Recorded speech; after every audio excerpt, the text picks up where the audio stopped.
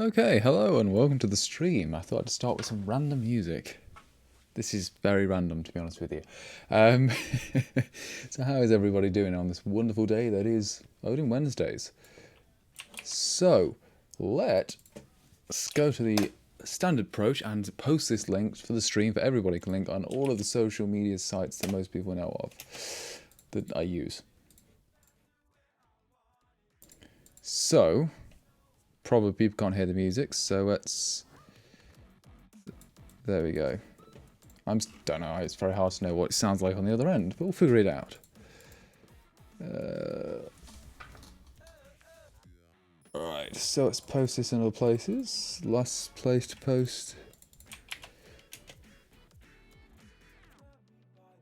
How are people doing? Can you hear me fine?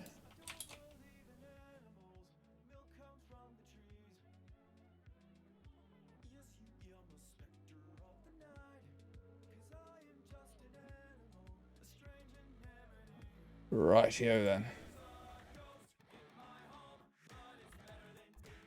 Right, so today I have no idea what I'm going to be doing. This is the thing, is I could work on some Odin stuff, I could be working on some coding stuff, like literally writing up my article, which I've been trying to do all week. Been getting very busy. And then there are many other things that I want to be doing, such as, well, random things entirely, like music development, music composing and stuff, I don't know. Something different. But this is probably an Odin stream, so it should be probably Odin related. And also, if people didn't notice, I've got a brand new, this animated background thing, so instead of seeing the desktop, you get to see this lovely picture of Odin with a background of, like, I don't know, what would you call that? Like snow, dust, that kind of effect. It's kind of nice either way. So hopefully that is okay for people. Right, I'm just going to wait a few more minutes for people to come. Hopefully people are knowing things are going on. It is Odin Wednesdays after all.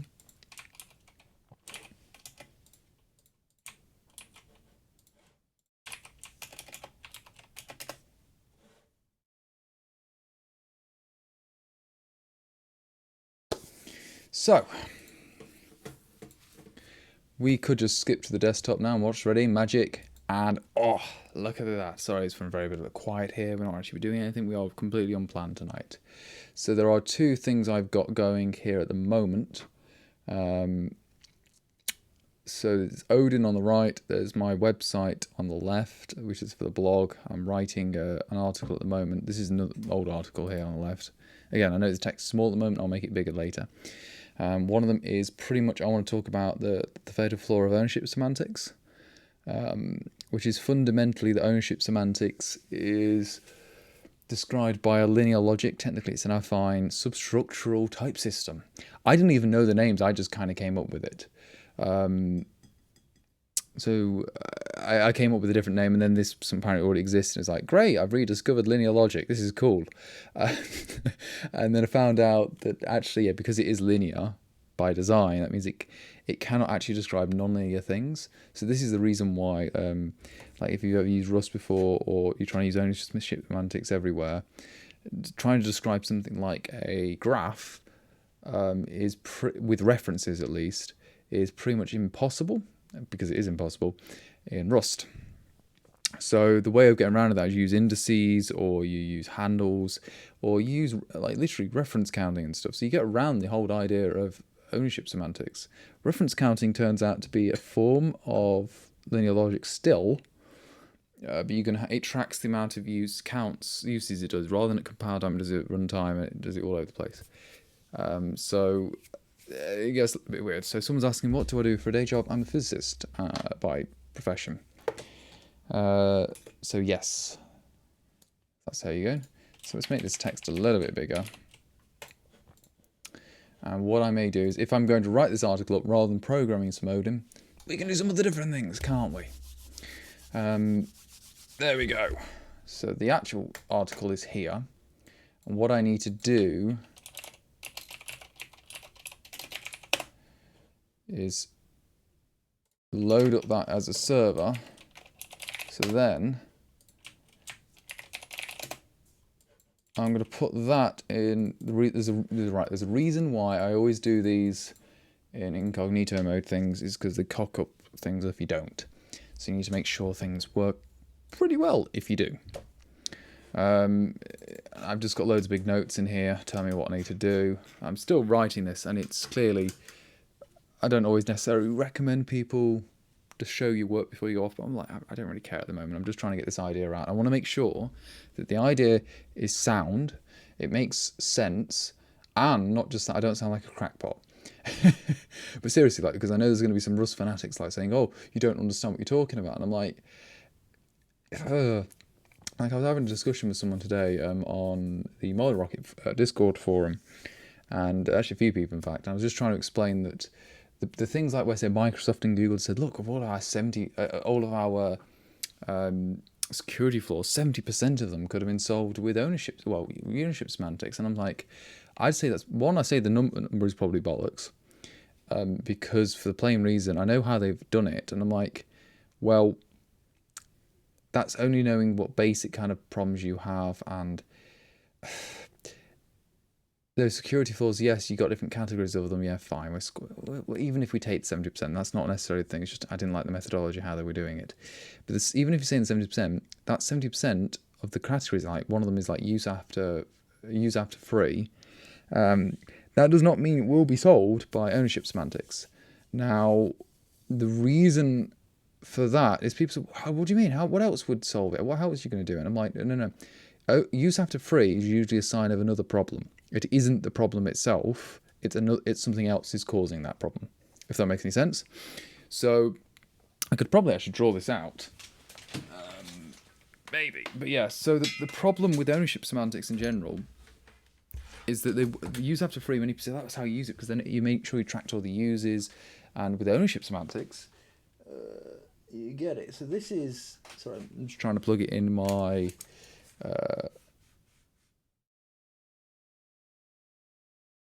yeah. So I'm just trying to put in my trackpad. Oops, what the bugger off. Not people on the stream, but just cancel on OBS. I meant Milton. Thank you. Here is Milton, and oh wow, okay, that I know what's gone wrong here. I was testing something else with the bamboo actually for proper input. So I probably need to change the Wacom preferences and go to pen mode. Now my only worry is as soon as I do pen mode, it's going to map to the wrong desktop. Nope, it's perfect, right. Okay, so now we go to white, and in fact we'll give it a little bit of yellow in its colorness, because it's a kind of a perfect, there we go.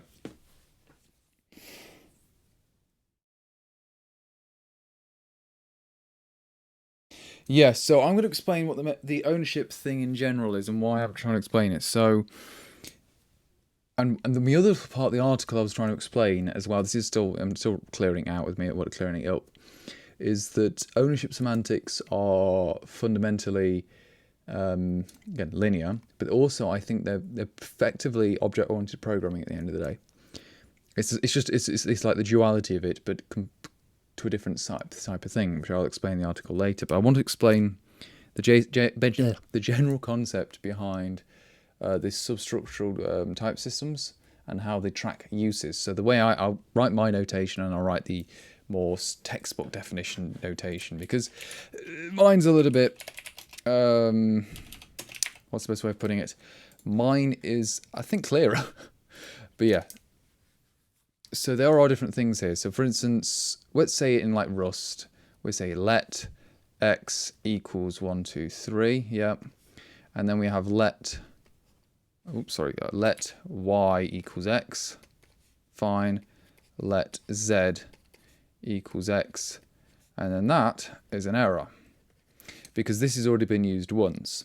So the way that I was doing my logic, and you could actually do it for any different separate things, is you treat everything is on a per value. Notice these values everywhere, or notice a better way to put it is per object basis, because it is an object essentially in this case. It's a little bit complicated, but yeah, that's why I'm writing the article up. But in this case, this value is either got to be used 0 times or 1 time, and that's the rule that you have. So you have, the technical terms I had here is the use count, the uses, and then the official name. So the name, and I'm going to call the bill's name, because I came up with a different system and I think it was a bit nicer to read. So first one is I'm going to do 0. This makes absolutely no sense, and this is I called this null, or I called it another category was 0 value, 0 use. Exactly 1. This is called linear. I called this once, and I called this 1 use. Simple enough. The other one, which is in Rust, we got this is affine. I called this optional, and the other way I wrote it was 0, 1 use. Another one is at least 1. Yeah. Now the real name for this one is relevant. It's the technical term. Now the one I had for it, I just called this. I think I called it 2 plus use. I didn't really give it a proper name. And then the other one is arbitrary, and it just be n uses. And this is called normal, the technical term is. And I called this normal as well, actually, coincidentally. So this is n use. So hopefully, I'm going to make the brush size a little bit finer, only like number 5, I think. It's not, yeah, it's a bit cleaner.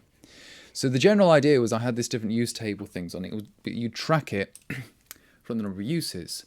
So real life examples of these. The first one is actually quite simple. It's a no value, also known as void in some languages, like C. So anything that's got a no value to it is void. This one case is actually a standard unique pointer. Yeah? That's that case. The optional case here, this is the Rust. So this is a R value reference pretty much. So I'll call this a T and. Yeah, it's an R value ref. So let's just call this R val ref, Rust. This one, there is no real actual like use case for this. And then this is like, oops, R value ref. And then this is just general C. So general C-like. So these are the different general categories. I think this category here, I thought was absolutely useless. So I've got to look like,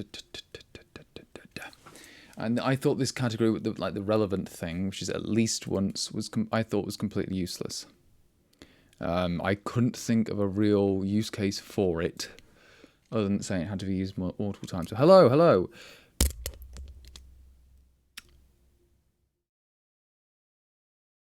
Yeah, so hi Dale. So yes, you're saying the issue with ownership semantics is it assumes each object is its own agent, owns itself and manages itself, but rarely does anyone care about having one of them, and usually want multiple. That is actually correct, and this is actually part of the little article that I'm writing. And it's actually not. It doesn't assume its own agent in this case. It's slightly opposite. I actually have written the definition down, and I want to make sure. So the way I wrote it, this is still like complete rough draft here, by the way. So for object-oriented model, the object-oriented model, I stated, where was it? Let's look for the word agent. So since objects themselves can be treated as if they have behavior, not just type properties, they are effectively being treated as if they were agents in the program. So that's the first thing. So I have different things here, and that has a form of agency. It has a hierarchy of agency instead of behavior. Now, an owned value, which is what I was saying here, is I had a little definition here, is a value which belongs to a hierarchy of value ownership, which implies it is governed by an agent. So it is not itself an agent, but it's governed by something that is an agent. Now, this is where it gets a little bit weird, because in Rust, and even in technically C++, but let's say Rust for the time being, the agency is not of the value, even though a value could have it be treated to have like a record has other values in it, so it can be classed as an agent. But the thing is, like a procedure body or like an expression body in general can be classed as an agent. That is where the things get treated. And one of the things that I've noticed when I've been speaking to other Rust programmers and also using Rust myself is to get around some of the issues when you're like fighting the borrow checker, is that you try and keep those arenas of agency quite small. And because if you try and keep them small, they've got less things to worry about, and if they have more, then you're going to have more things to worry about, and then you're going to hit more problems with the borrow checker because it doesn't work. And I've noticed that it is fundamentally because of this linear logic, which is this linear affine, which is actually a special case of linear with the odd null case in it. There was some really weird things. So this linear substructural type system is based upon a certain type of logic, which is linear logic. So just say here, so linear, and I'm going to say affine logic. Now, because of its name linear, I apologize for the poor handwriting, linear, you know what, I'll rewrite that slower. Oh, that's much better. And then affine logic. Note the word linear. So the problem thing here with linear logic is it's linear, and most things in real life are not linear. Most problems you're trying to solve are not linear. So this is why you're going to hit problems. So let's just take the most simplest example of a linear data structure. Very, very simple. It is a linear data structure. So the first thing is called a singularly linked list, right? So a singular linked list, you can draw it as a directed graph. This is where it is. Look at that. So note what points to. So what has ownership, I hate that, it's actually responsibility dependencies, but it's responsibility over each other. So this node here, so 1, 2, 3, 4, 1 has responsibility of 2, and 2 has responsibility of 3, and 3 has responsibility of 4. This is full on linear. There is no problem here as well. And there's nothing going to go wrong here as well. Fine, nothing. Fine, okay, great. Right, but this is singular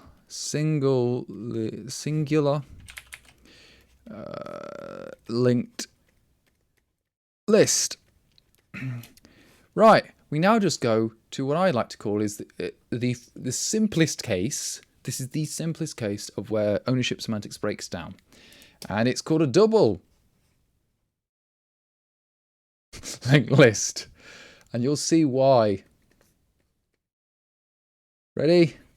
1, 2, 3, 4.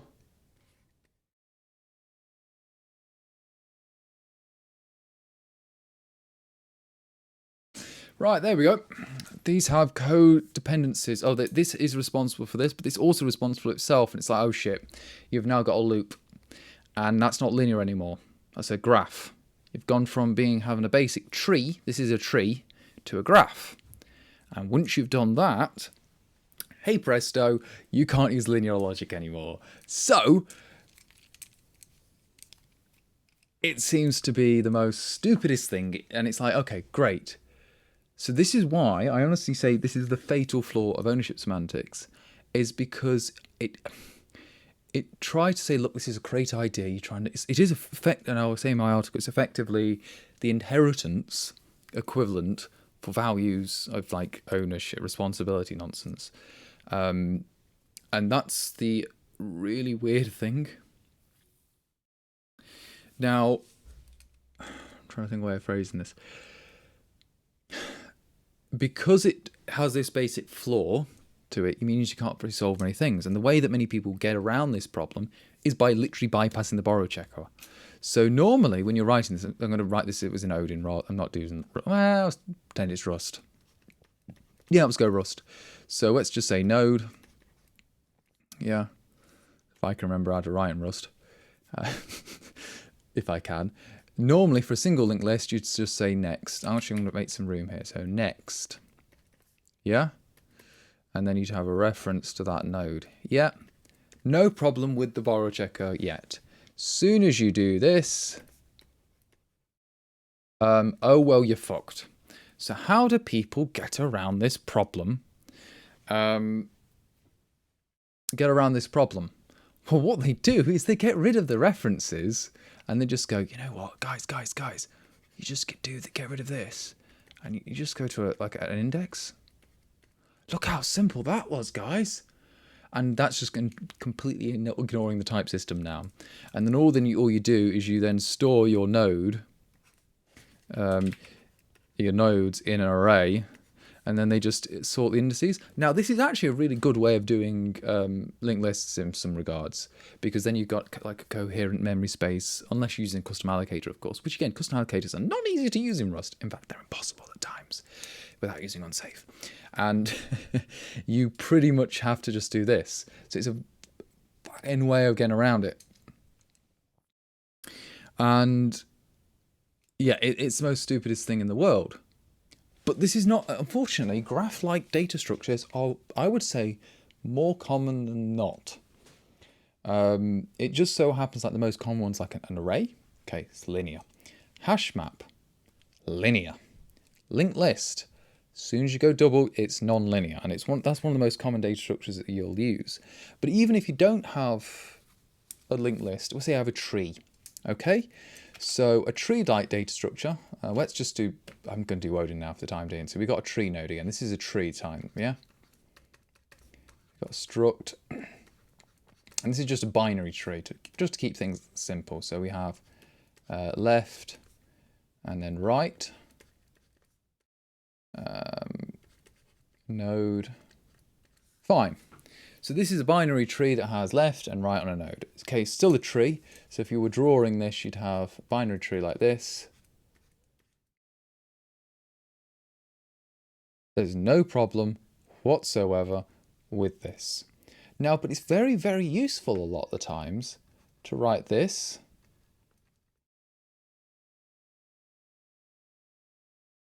And oh, whoops, you've now got a directed graph that's okay, you can't solve this with ownership semantics anymore. So the actual problem that you're trying to solve with ownership, you're usually trying to say this is actually what the problem is, and it's represented by this data structure and these algorithms, you can't do. So you're having to restructure your entire program around this problem. So can you understand where I'm coming from this, like, this fundamental criticism? Now, I would love to speak to many people who are like really Rust fans, not even the I would say the Rust evangelists. They would be. I love to speak because I'm like, how do you get around these basic data structure problems, which are really common? Like, I'm not joking, like extremely common, and doing in Rust. And if their arguments, well, just don't do them, then you've just proven my point. But I'm still like, yeah. I know everything can be linear, continue, like, but it's like, oh, great. So in my article here, I'm just trying to clarify this a little bit more. And I guess the people who are watching this stream aren't always going to be the same people who read the articles. I find that actually more people read the articles than watch these streams. So yeah, that's a good thing, at least.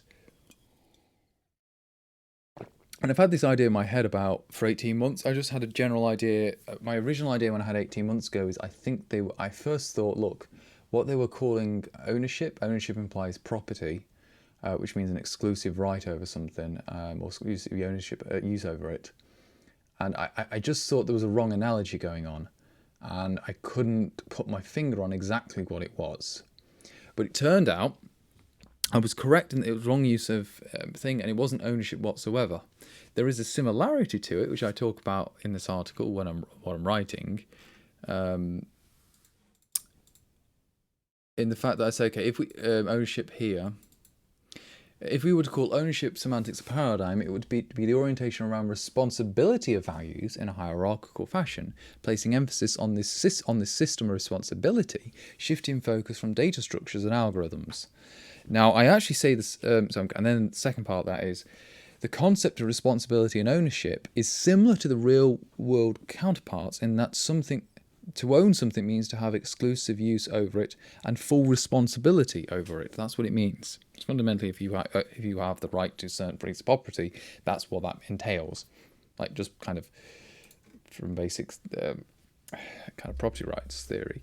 But what else is I was trying to make the analogy here, and this was data. I did the same with OOP. So my main criticism of OOP, but there are many criticisms of object-oriented programming, and I'm saying the traditional form, not necessarily the compositional forms.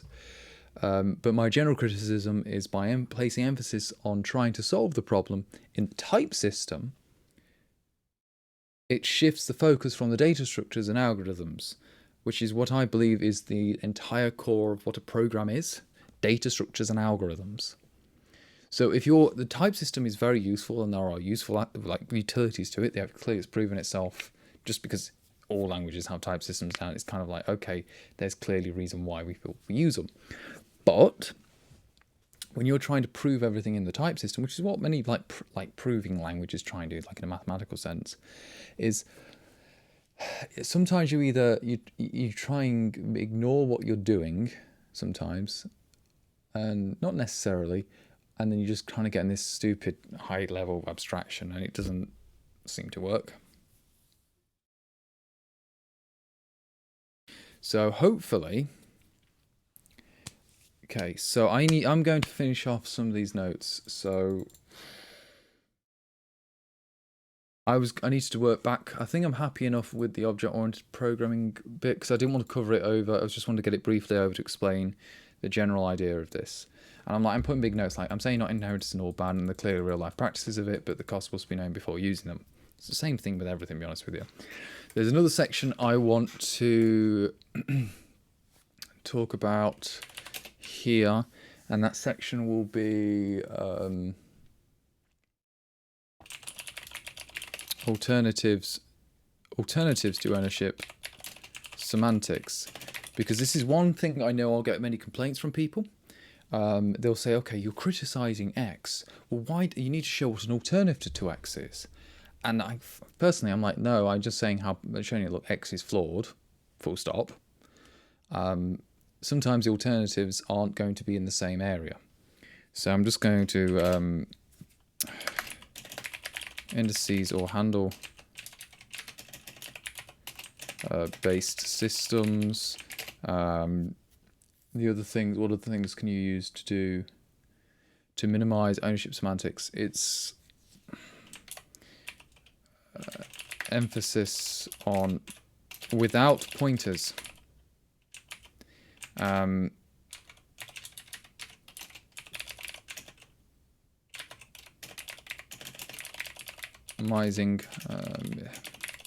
Minimizing pointer usage. Any other? What were the? I'm just getting at graphs things over here.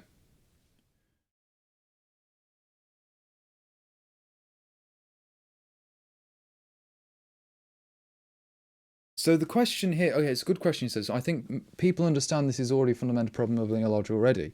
Well, I don't think necessarily most people do. That's why I was writing this, and I didn't even know linear logic existed until like a week ago. I'm not even joking. I just pretty much kind of accidentally rediscovered it, which is fine. It's not that difficult to discover. The rules are pretty damn simple. The axioms are. But how do you perform it while staying both safe and performant? Right.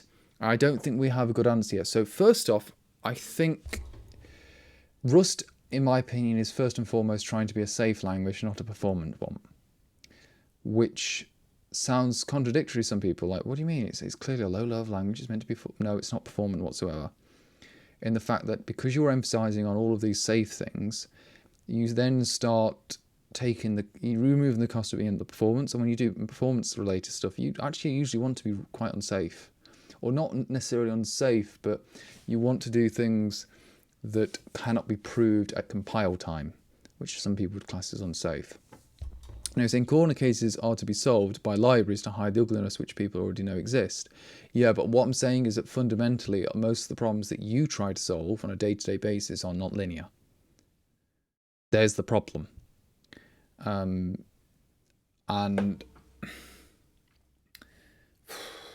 it's just something I've been trying to deal with.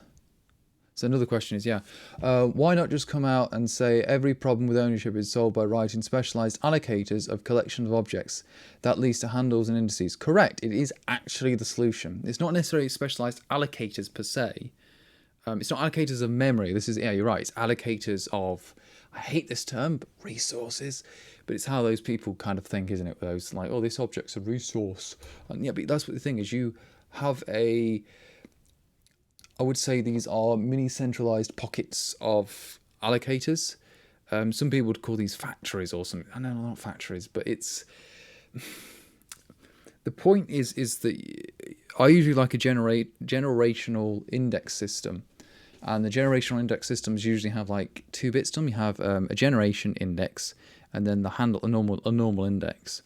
And when that generation is dead and you try and reuse it, again, reusing that handle through the system, it'll just result in a null sentinel value, which will work, but it will be dead. It won't do anything. And if you usually design your stuff like that, like it's dead, but it's usable, then you can actually solve a bunch of problems. It's quite interesting in that regard. And also these handles are also usually smaller than pointers.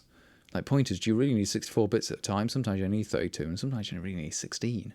So it can minimize the amount of memory usage as well. It is quite interesting what the problems are, but my alternatives fundamentally are not part of the type system, and that will annoy what I like to call the mathematical-minded people who like to try and prove everything at compile time. And I'm like, yes, I understand the benefits of why you want to prove things at compile time, but it's a pain in the bum to do so. So hello, I'm all right. How are you doing, Erase?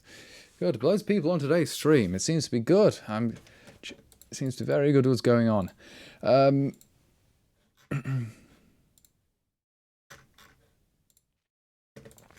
Yes, so actually that's one thing I wanted to write up so people don't get confused. Ownership semantics here. So is the ownership semantics paradigm thing here, which is environment of agents. I need to explain this behavior more. So an agent...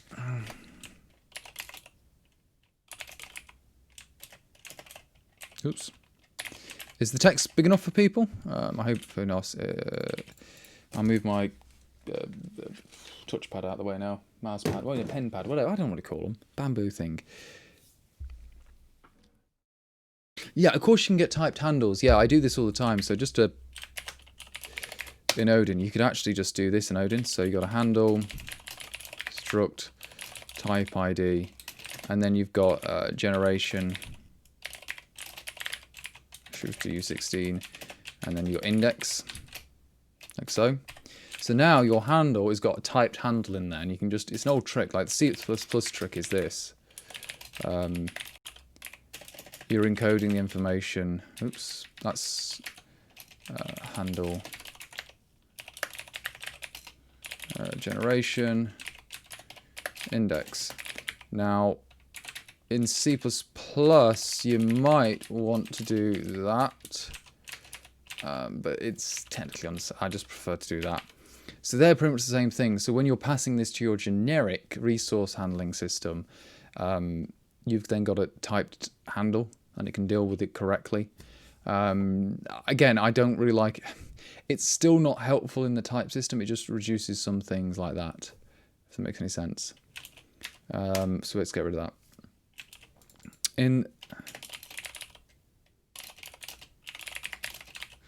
So I'm just writing in this model of agency. The arena of agency can be thought of as a block,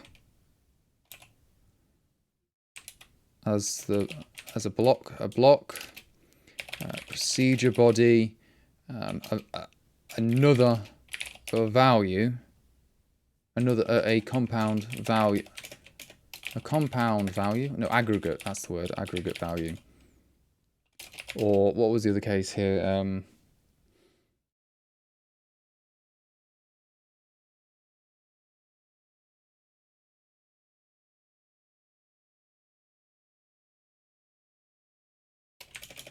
No, or an aggregate value.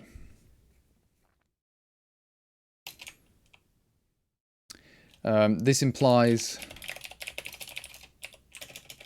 no, not this implies. No, this implies, therefore, some owned values are, therefore some owned values also own other values. It's kind of, the analogy I can best think of in my head, I'll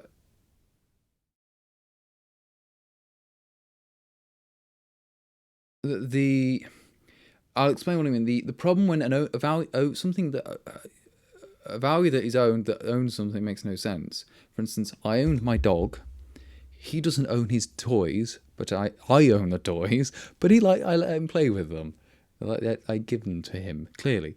But it's like, no, I'm the owner, not my dog.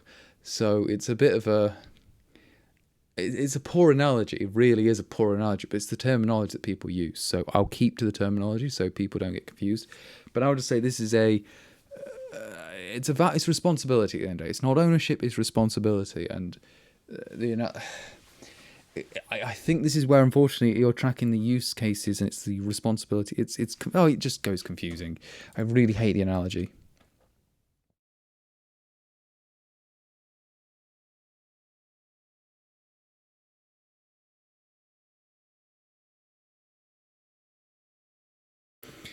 So he's saying, this begs an interesting question, though, in the case you don't expect to have many, i.e. One, the notion of ownership semantics seems appropriate, does it not? I said, again, no, it doesn't. And that's my point, is it's not, it's a dependency tree of responsibility, not of ownership. It's a poor word choice, but let's just, carry on with that.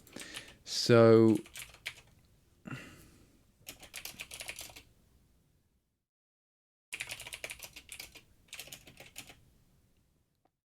yeah. And therefore, some owned values also own other values. And I'm not sure how to phrase it there. And this is why it's a rough draft, clearly. I'll go over it numerous times. And thus, a value could be an agent. Could be an agent. Could have agency.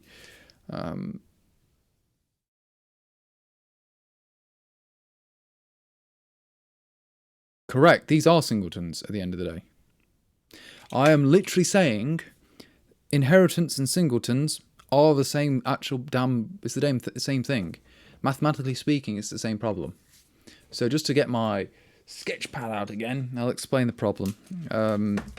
So I want to make sure my thinking is sound and I don't sound like a crackpot to people. That's why I want to question it and get as much feedback I can before I even write this out. Let's say you've got inheritance. I'm going to do C++ style again. So struct foo, or we'll just call this the base class, base. Yeah? Whatever, just do base. And then we've got struct derived here, base. Yeah, so we've now got a tree in the type system, the base, and it's, I don't know which way to draw the arrow. I'll just do it downwards to make it easier. To the derived. So we've got a linear system going on. Now you could have some other thing here. It could be foo, and it inherits from A and B. And in this case, A, B, foo. I don't, again, know which way to point the arrows. I can never remember the flipping official... Which way do you do it? It doesn't make a difference to me. So you've still got this kind of linear system. And it's branching out. Actually, no, it is. I think the arrows do go the other way, because then you've got a tree, haven't you? You just got a tree diagram. And again, of course, when you're trying to explain the diamond problem, it's clearly, okay, you've got a dependency problem going on. It's like you've got a parent who's also... Yeah, it's a bit weird. You've got siblings that are also like parents. It's confusing. But yeah, so this is where this kind of comes in. But if you look at this diagram I've got here, one depends on the other. It's the same, by the way, tree. It's the same here. So this graph, we've got X. It's then used by Y. Okay? And then it's trying to be used by Z, but that is an error because it's only allowed one edge. Okay? Now, if you look at these nodes here, they could only ever have one edge as well. So one thing you can do is, I know in Rust you've got, with concept of mutability tacked onto it, you can actually, you can have copies of it. You're not actually doing another thing, you're just doing a reference now, as long as they're immutable references. You can have as many as you want.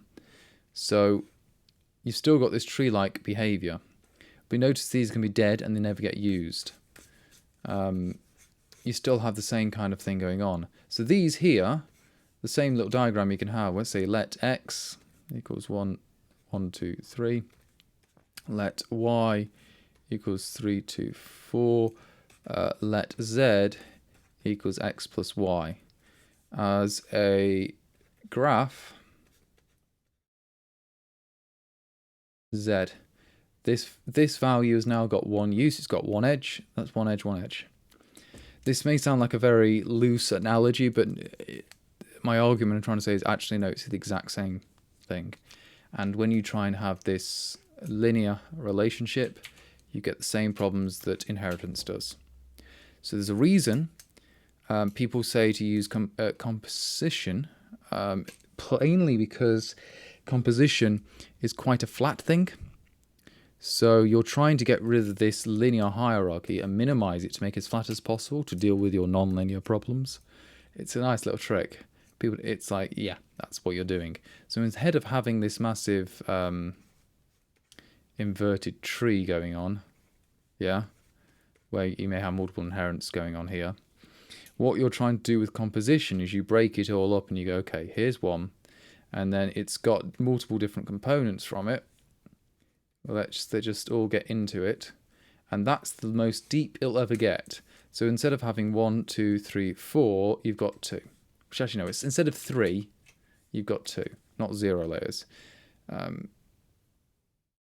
I'm saying the value hierarchy of values is no different to the value hierarchy of types. Correct, but but not just that. That wouldn't be a good enough reason to say that's bad. The analogy that I think I wrote it down here is that traditional object-oriented programming through inheritance is a linear value hierarchy of behavior. The values act as agents. For ownership semantics, it's a linear value hierarchy of responsibility. The agents are responsible for values. So they themselves are not the same. So they are both linear value hierarchies. Perfect. And they both have the concept of agency in them. But one in the one thing, the values themselves are agents. In the ownership semantics, they have the possibility of being agents, but agents themselves, something else, is responsible for those values. Whew. I could probably just read out this article and just get it clearer. But I wanted just to clear things through. So I should say, do I talk about an abstract or I don't need to rephrase this. So if I had a programming-based philosophical, I've had a program. I've had this hypothesis. It isn't technically a hypothesis. Well, it's a. I've had this.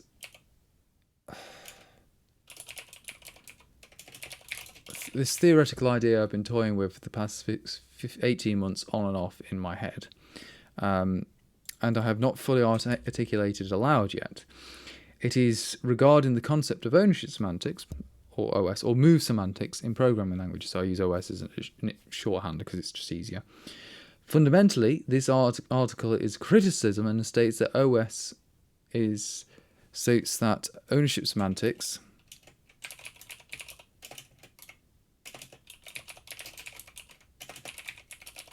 is a duality, rather than is a duality. Right, so when you... I'll come to actually that question straight. Is a duality of open is applied by a different area. So ownership semantics don't necessarily imply an agency of values, though. It is just easier to work with it that way. See the arguments about destructive versus non-destructive moves.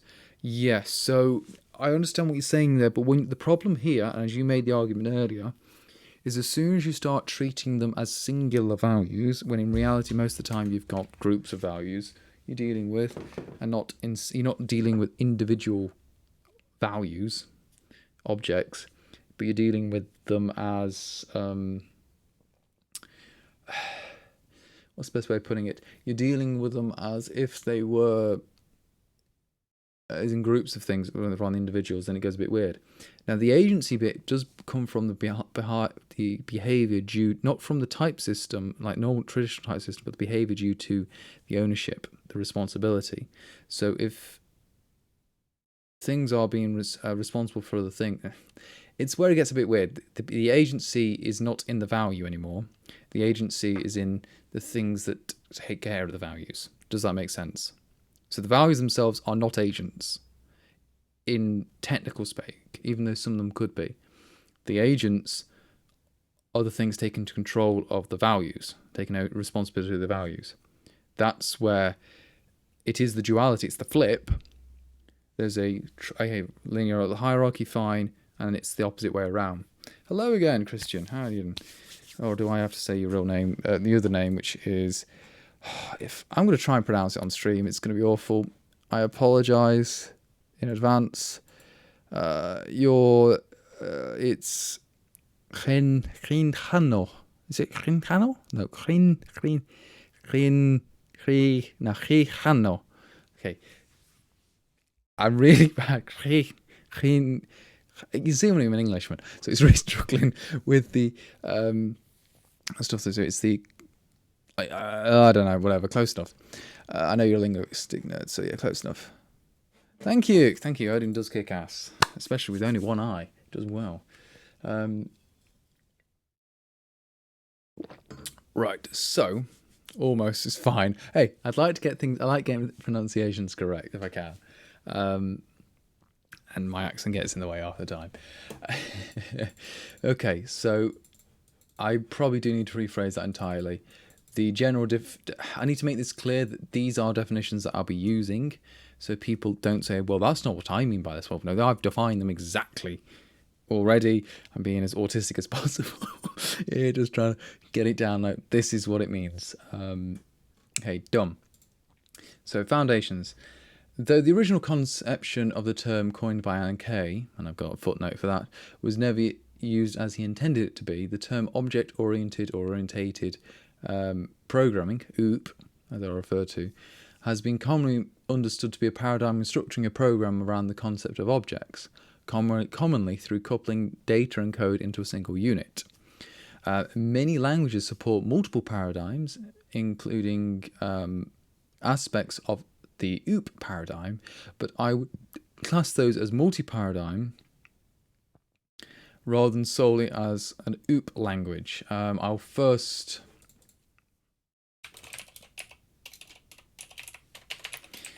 traditionally, languages such as Java and what's another big OOP, was a big OOP language in the back of the day, and similar work.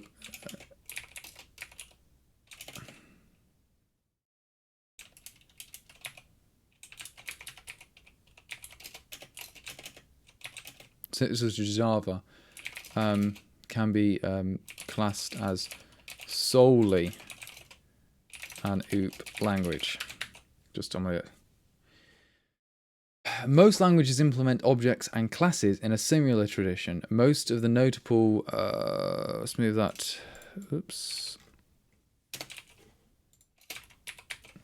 In the similar tradition, most notable objects have a similar form by defining methods and member functions within the class definition. Traditionally,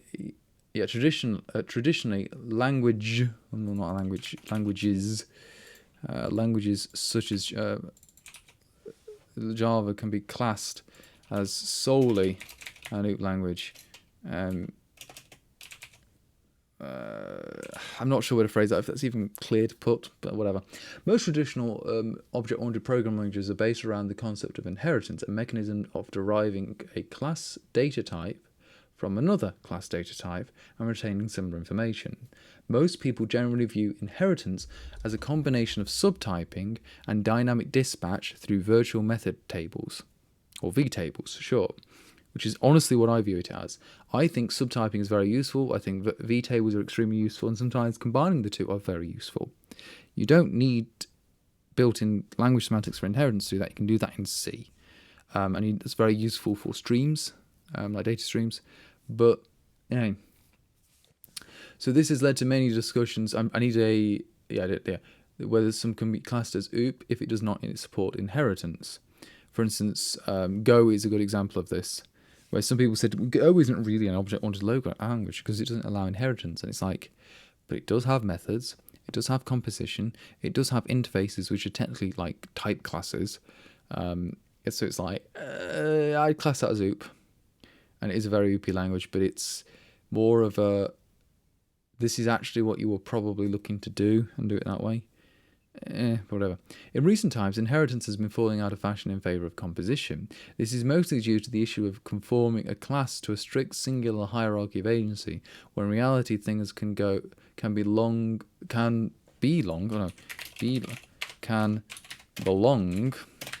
to many, if not infinite, categories and hierarchies, as well as another aspect which I'll be discussing throughout this article. What I think is interesting is agency of value exists in the silicon in terms of registers clobbered by instructions, and the instructions themselves own the registers for their execution. You can apply the agency model to actual real world things, by the way. So you can, this is why my general, I'll read it in a minute and it'll make sense. In recent times, there are many criticisms of OOP, but my general, I might put loads of footnotes for that, but my general criticism is that by placing emphasis on trying to solve the problem,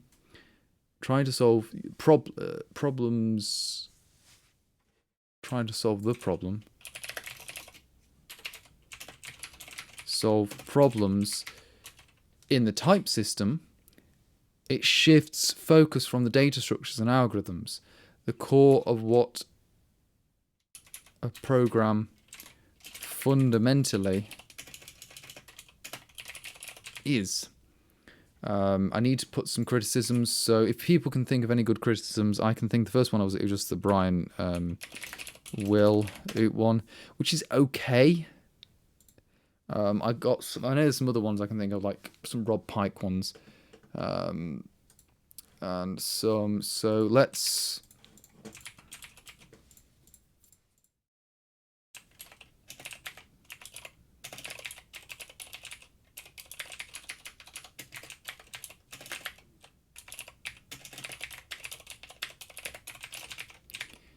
Okay, so that's the Brian Will one. I'm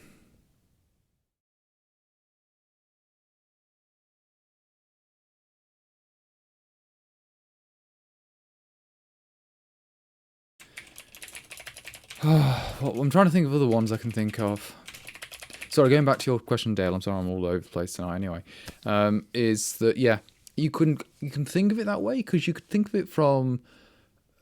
You could take it at the building up things like the personhood of the registers and the instructions, and we're now going into a bit of not mysticism, but it's like we're going there. Symbolism. That's technically symbolism, but you can think of it that way. But it is more of a. you can apply it, but I don't think it's necessarily the best way to do it. And I think there's just easier ways of thinking about them. I don't know. I'll think about it through a little bit more.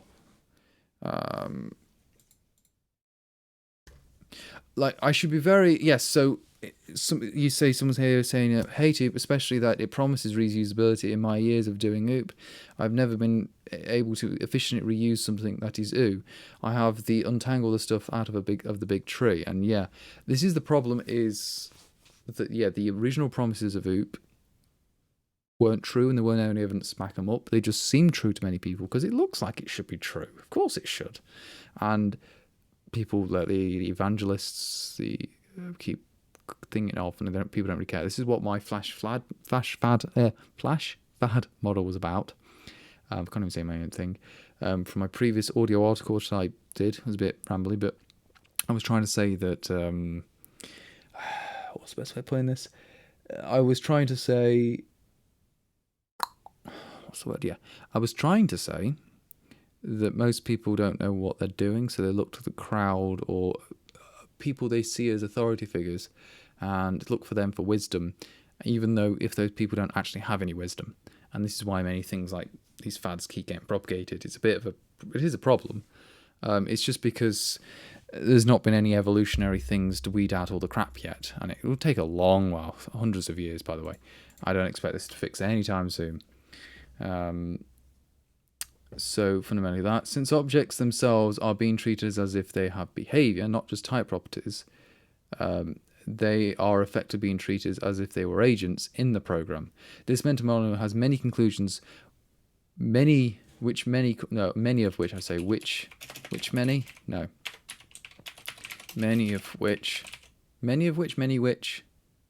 prefer many of which myself.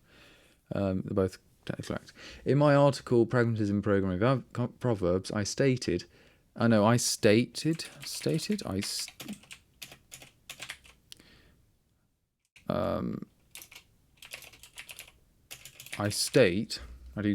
object-oriented programming is a form of misinterpreted and misapplied Aristotelian metaphysics applied to a domain it was never meant to model.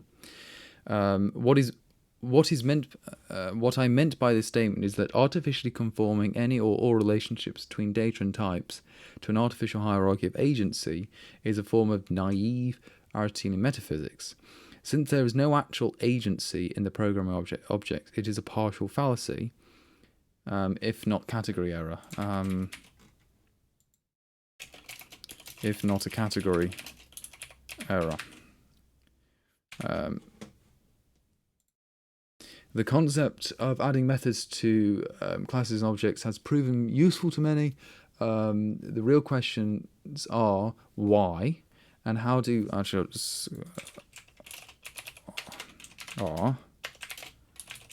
why and how many.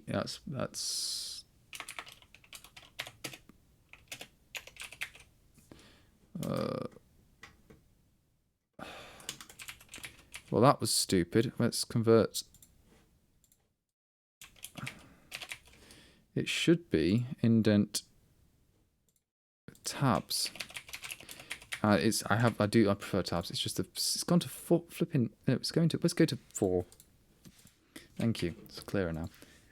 It doesn't matter, doesn't it? Why? And how do people actually conceptualize methods on a day-to-day basis? So, for most people, I am going to bet that methods in languages with an emphasis, with languages in, methods in languages with emphasis on heresies, rather than conversation,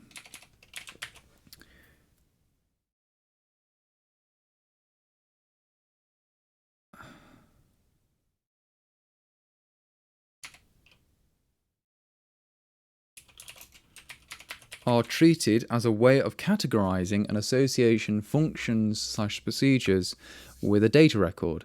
There are a few reasons for this approach. It's easy to organize and search by search for procedures by a data type. using method, allowing methods as a form of syntactic sugar for writing calls, and mental model of behavior for objects. From my experience, I've found that long-time users of OOP languages eventually start treating methods for solely. I've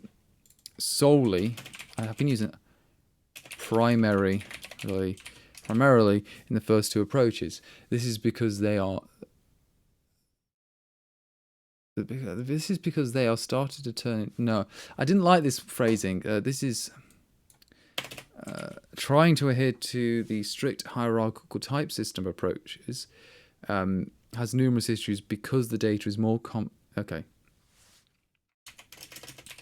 When trying to adhere, this is why it's all over the place. It's just all over my place.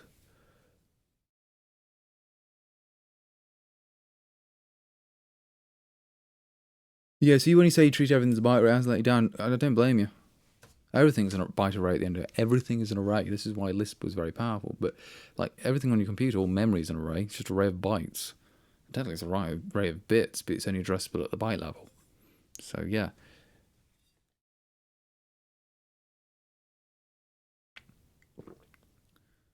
Yeah, so Oxford Com has been Oxford Com is a bit more popular now between more like younger people in general. The older people don't usually used to do it, but I've started doing it anyway just because I enjoy it. It's clearer to read, and it's just I used to do that anyway with semicolons, so I just kind of carried on the tradition from semicolons to commas, so it just worked. So it works. Whatever, it's just writing style. I know this is not fine. I just wanted to say I will not go into the other aspects of OOP, such as encapsulation, local retention, polymorphism, etc. As for this article, the hierarchical nature is the fundamental aspect of focus.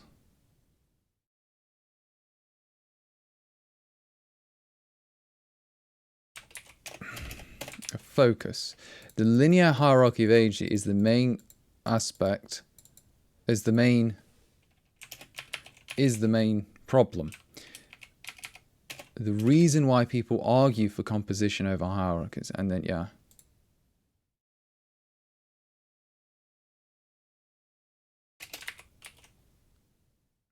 Yeah, so I think that's probably a bit phrased. The reason why people argue for composition over inheritance is that it flattens this linear hierarchy, reducing its effect. It is the transition from nominal typing to structural typing, of which is more flexible because many data structures and problems have a non-linear nature to them, which linear approaches cannot handle. When trying to adhere to the strict hierarchical type system approaches, when trying to adhere to the strict hierarchical type system approaches,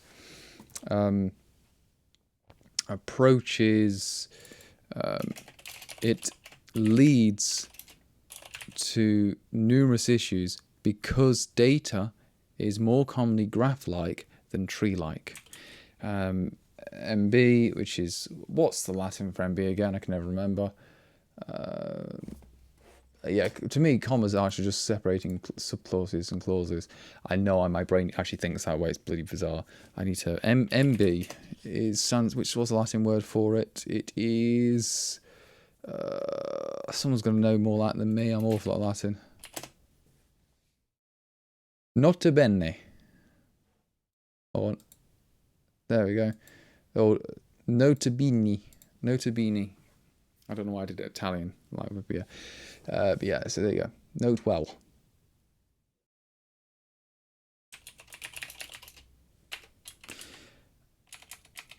Is more commonly graph-like than tree-like. Inheritance is not all bad and does have many real-life practical uses, but these costs must be known before using them. Treat all ideas. Yeah, I'll talk about that later. I want to keep it flowing. So, foundation of ownership semantics paradigm. foundations. C++11 introduced the concept of move semantics or ownership semantics, a way to minimize copying of data through copy constructors. It utilizes the added concept of R-value references as a means to do this. However, the concept began to be used for a lot more than its basic purpose. The concept adds the high-level abstraction of moving objects rather than copying objects. Physically, a computer only ever copies, and this high-level abstraction to treat objects as if they were real objects is not really what happens. It is a category error to treat them as if treat them as if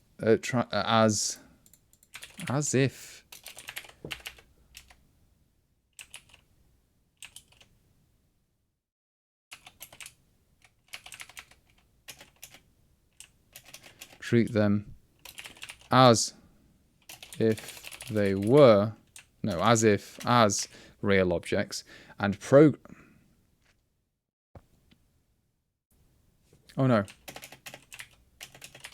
since real objects and programming objects have very little connection with each other ontologically.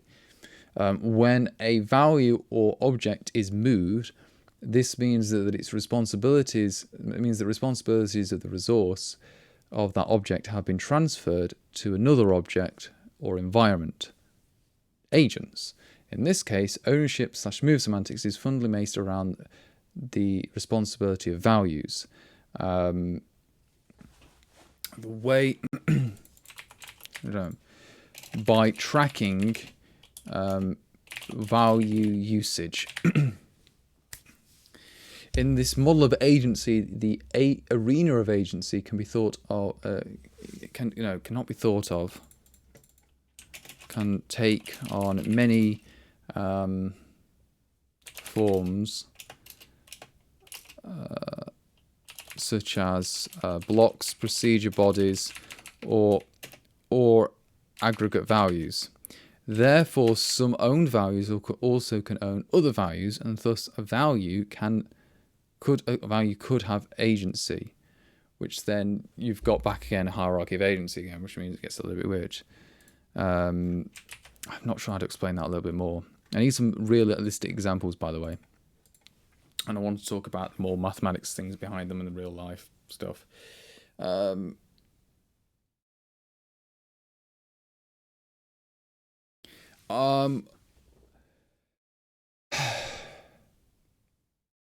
So what am I trying to think of? Yeah. So this substructural typing, it's not just structural, it's substructural. I would love it. This is one thing I need to make the compliment in discussion in there is that I really hate languages that go full head with an idea without it ever being actually proven or tested before, like empirically tested, like used before. That's what I mean by empirical. I don't mean like hard evidence in this case. I just experiential evidence in this case. Because like one of the reasons why I'm a big fan of Go is this may sound like the most bizarrest thing. It's one of like the most conservative languages out there. In fact, virtually none of the ideas are new. Most of them are from the 70s and 80s, if not older.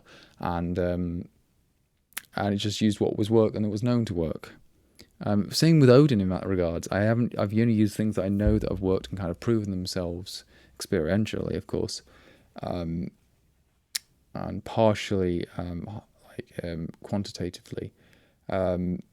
Just from that standpoint, there's one or two things I've experimented with, like the declaration syntax, but that proved itself very early on because it turned out actually it's just one of the three forms you could have anyway. Well, 3.5 forms, one of the 3.5. And many languages have hybrids of all those forms anyway. Most languages are very rarely pure. It also, other thing I experimented with, some of them were just more extensions of older ideas, like using in Odin was technically just Pascal's width, but a little bit more free-for-all, the best way of putting it. But yeah, I can't think of anything radical, seriously radical or new or in vogue in Odin that I added. If anyone can, please say. I think some of the ideas that were a bit radical, which I actually was endian specific types. I've not seen a language that actually does that before. I think I'm probably the first to do it. But I got the idea from Sean Barrett a couple of years ago. I was just speaking to him and he was like, oh, why didn't you just have, it'd be really nice if I could have like, I say this is a big endian integer somehow. And I went, oh, that's a good idea. And then I just started, I was like, this was actually before I started Odin, I think. So yeah.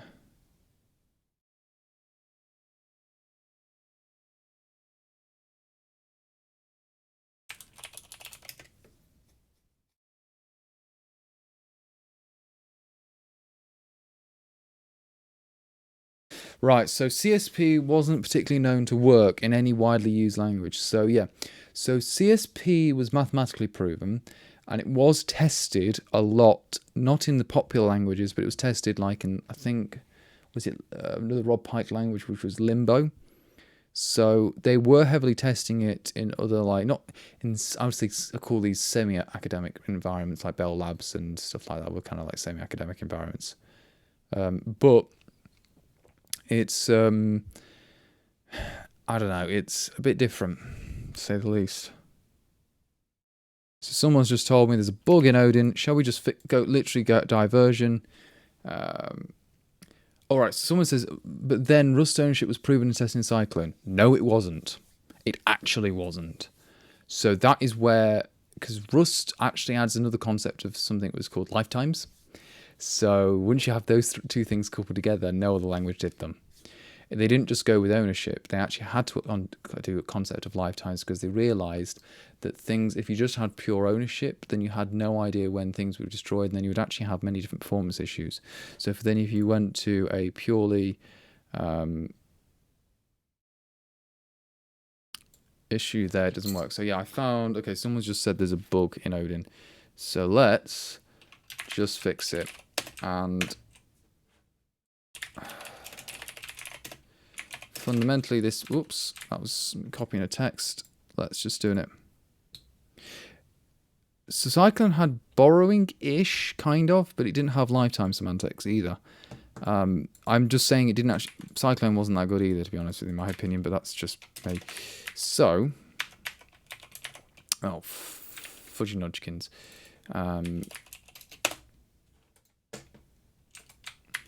So which build system am I running at the moment? Build bat. It's the LLVM one, yeah, and it's going to break there. And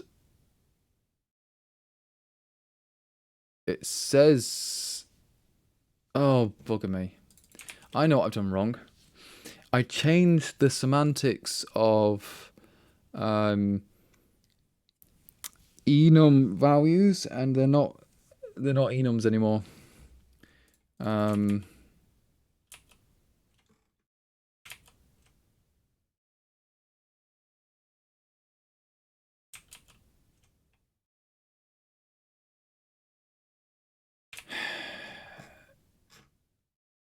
No, it's not there. I might need to just put this through a debugger and find out where it goes. Remedy BG Odin, like so. We'll get rid of the target stuff. We don't need to test that anymore, but that'll be fine for now. It'll be the same code. So who called this? Here we go. Yep, I know what I did wrong, and it's my fault for doing that. Enumerated array, so they're not like that anymore, actually. LLVM enumerated array.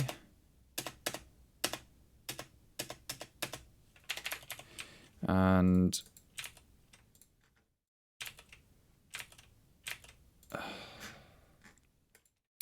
it's near the bottom. No, it's under type info. Set up the type info data. Here we go, enumerated array. So here's the problem, is we know what the max value is. Yeah. And the min value. And then if we go to the core, enumerated array. Well, I got enumerated arrays here. Here. Min value, max value.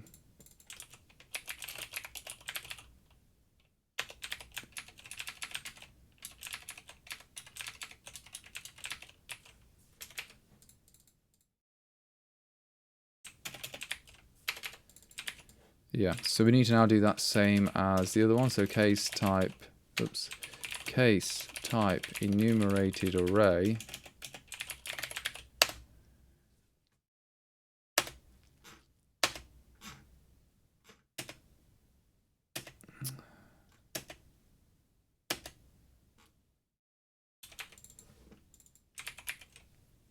So that should fix that bug. Okay, that's the first bug we fixed. The second bug, fine. We've now fixed the first bug. We now go to the second bug.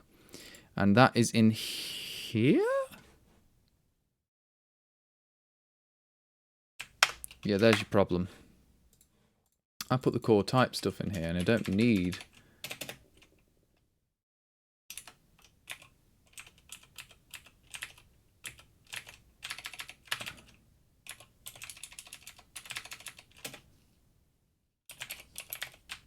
It's a T in 64, isn't it? It's not actually a anything else. And it's the same with the LLVM code, isn't it? I did as well here. It's not core type. It's a TI64. Let me just check.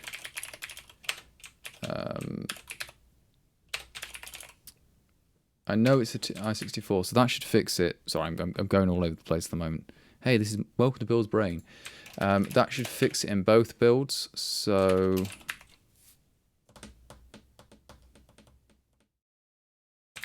see, that was simple enough, wasn't it? And do that. Enumerate type information creation bug. Okay, that's fixed. There you go. Oh, I didn't pull. I forgot to pull. There's been an update, isn't there? It doesn't matter, and then I can push. Always remember to pull, kids. Always remember to pull. That sounds wrong. So that was that done. We can then now go back to this. So where was I? These are my train of thought. Yeah. So someone asking about Cyclone. So yeah, let's just get Cyclone language up anyway, and I'll explain what I mean. So Cyclone language is not that very well used, and proving it, it never became popular. So parts of Cyclone, let's explain it. So null checks are inserted to prevent segmentation faults. Pointer arithmetic is limited. Pointers must be initialized before use. Dangling pointers are prevented through region analysis and limits on free. Only safe casts and unions are allowed. Goto in scopes is disallowed. Gotos into scopes. Switched labels in different scopes are disallowed. Pointer returning functions must return. Set jump and long jump are not supported. So personally, I think most of them are just they're not useful. Pointer arithmetic limited, fine. Yeah, fine. But most operating systems do that anyway nowadays. Pointers must be initialized before use. Sure, but dangling pointers, that's different. That's a bit. It's because they do a lot of cool, weird things. Yeah, so I remember what they did is they actually, yeah, they're right. They added the concept of never null pointers, which are references, effectively, and the fat pointers, which these were effectively just slices. That was just another way of doing it, but they just used different operators types in here. Like for instance, yeah, it's just a slice. That's what, if I remember correctly, yeah, which is what you want.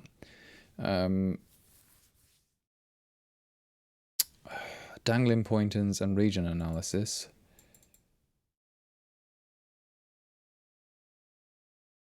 Yeah.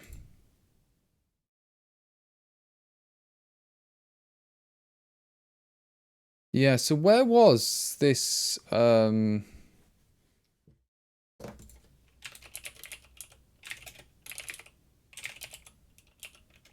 like, I know it implements Rust, I know it did, and that's where you're getting it from, but I seriously do not remember seeing any other language before C++, in fact, that had proper move semantics. I know theoretically other languages had it, like many of like the functional ones, but I wouldn't class them... okay, let's just say this. I've never seen one with move semantics in like a imperative procedural language. It's a better way of phrasing it. Someone has a question. I have about LLVM. I find that the resources about it are a little bit all over the place. How do you find out how to implement stuff? Same way you would find out, which is literally it's all over the place. You read the source code, you do a lot of experimentation. The documentation for LLVM is dreadful. That's the short answer of it. Sorry, it's just dreadful. Yeah, it's concept of ownership. Look, it has read-write locks, this model. That's what effectively it is. Yes, that means it's linear. Sorry, I keep doing that. I mean, for me, Rust that's just silly. And like this macros everywhere. It's like great, not great at all. This stuff, this is me as well. I know what it does when I'm reading it, but like a bare return just looks so wrong to me. Like I understand what it's doing, but that just looks wrong.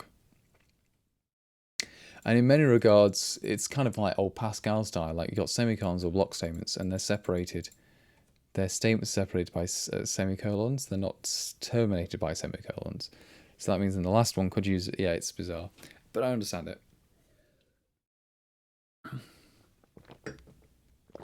Like this last one here is like using iterators. Like a lot of this stuff, that is not going to be fast. I know, so of course it is. I'm like, it really won't. Like it creates a new iterator object when it does, oh, it's just like, sorry, I'm going to rant. I shouldn't be talking about this stuff. It's like, oh no, I'm going to tell you wrong. I'm like, oh, okay, whatever. Right, where was I in this? Okay, so the foundation. So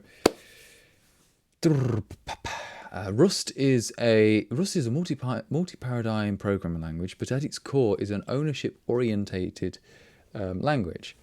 Everything in Rust has a concept of ownership and lifetime associated with it. Rust is designed around trying to be first and foremost safe, especially with safe concurrent, especially with safe. No,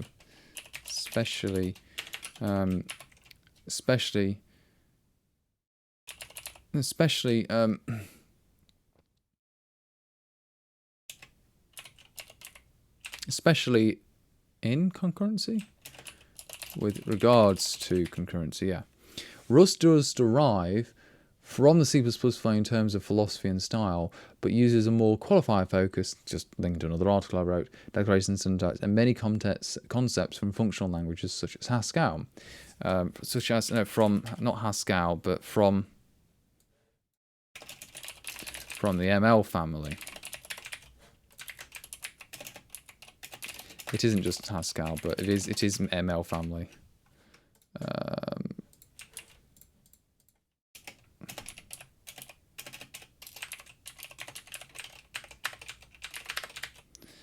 Yeah, let's do that. Okay. Lifetimes are theoretically orthogonal to ownership, but in practice they usually quote. They usually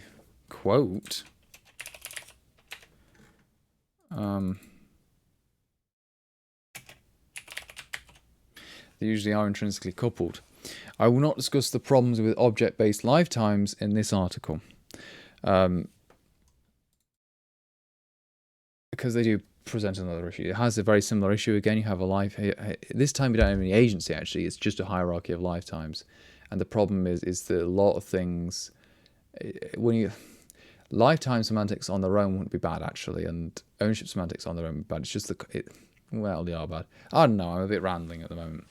Someone in the Discord brought up Cyclone. Sorry, they're not chatting in that chat. So multiple chats everywhere. People don't know. Oh, it's a bit of chat roulette.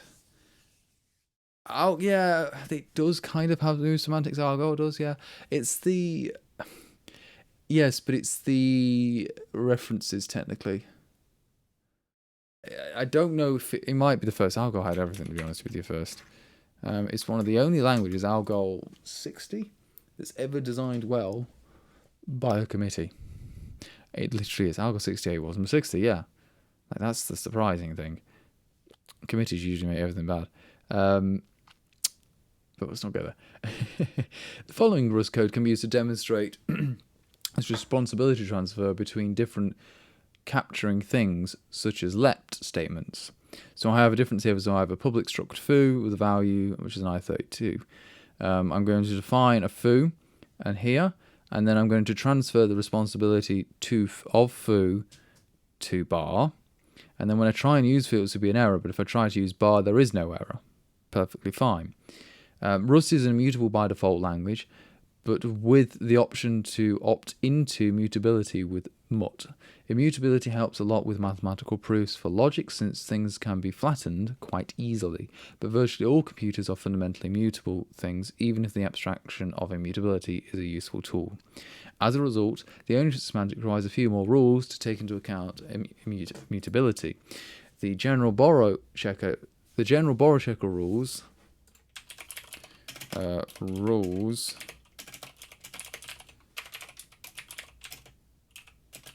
are: each value may have as many immutable borrows as you want.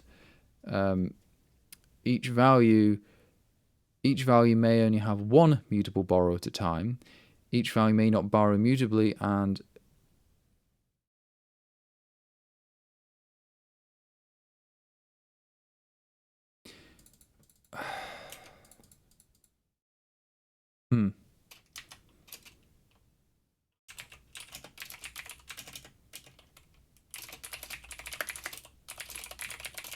of borrowing through references. Borrowing through references. The general borrow checker in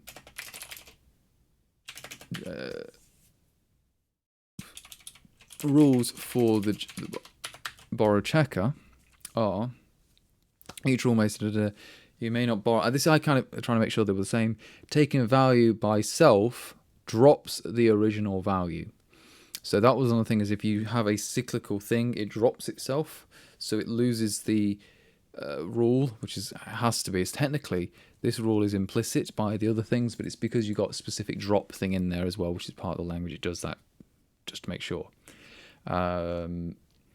When using Rust or ownership semantics to their full extent in C++, or ownership semantics to their full extent in, or I'll just call it move semantics, they are called that, move semantics to their full extent in C++ 11, most people will fight the borrow checker,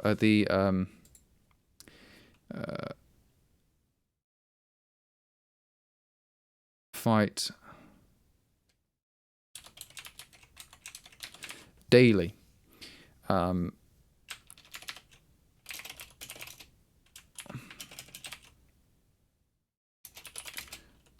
Daily.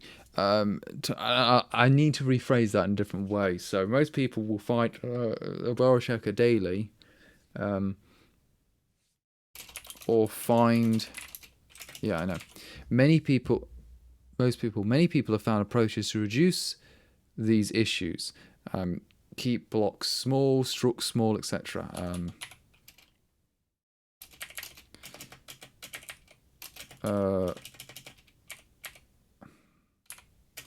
Reduces the size of arena. Reduces the size of the arena of the agency arena.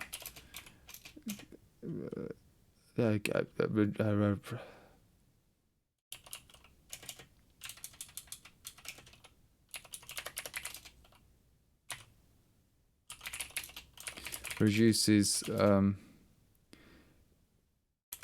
the need. I don't know. I'm trying to think. I got it in my head, but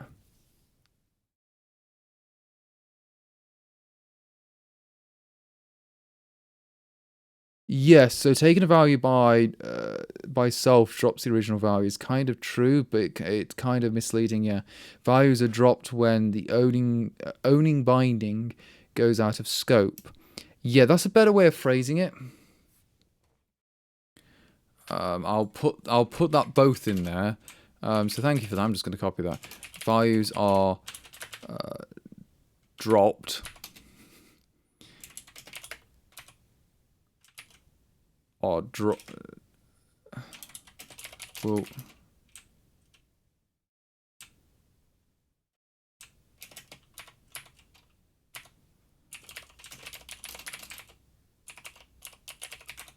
not dropped when the owning binding. I don't know when the owner goes. No, yeah.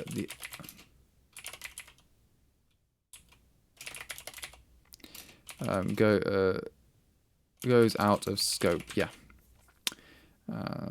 Yeah. So we keep those rules in together so that both of them are correct. So I need to make it clear.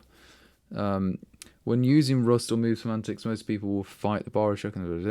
So the keep smalls.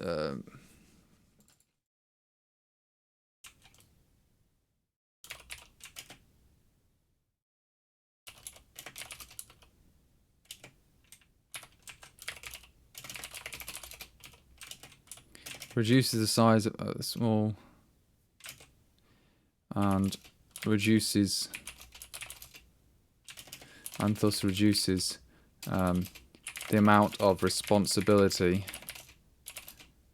it must take care of. Yep, it must take care of. Minimize self-references in structs, i.e. graph-like data structures are difficult to implement. Cell ref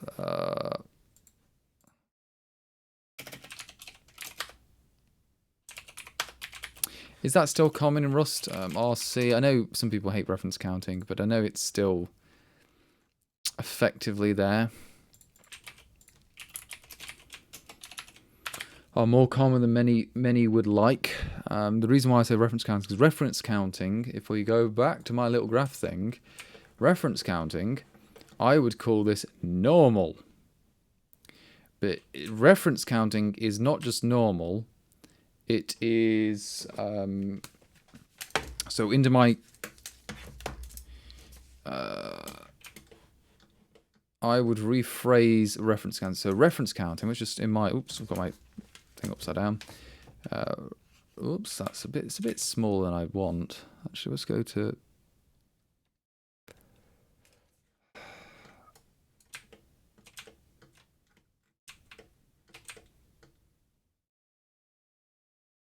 There we go.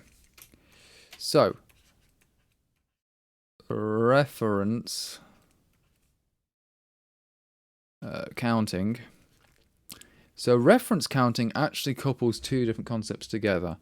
It's a usage tracker, usage tracking, which you could class as shared ownership. God, I hate that word. In this context, at least. And then the other bit, it is lifetimes as well. Lifetime tracking. So this is, and I'll say, just to make this clear, at runtime. So the way you normally have a reference counter is you have a pointer. So on RC is technically equal to a pointer plus a counter. Well, it's a reference plus a counter. Who'd have guessed? So an int, pretty much. Usually.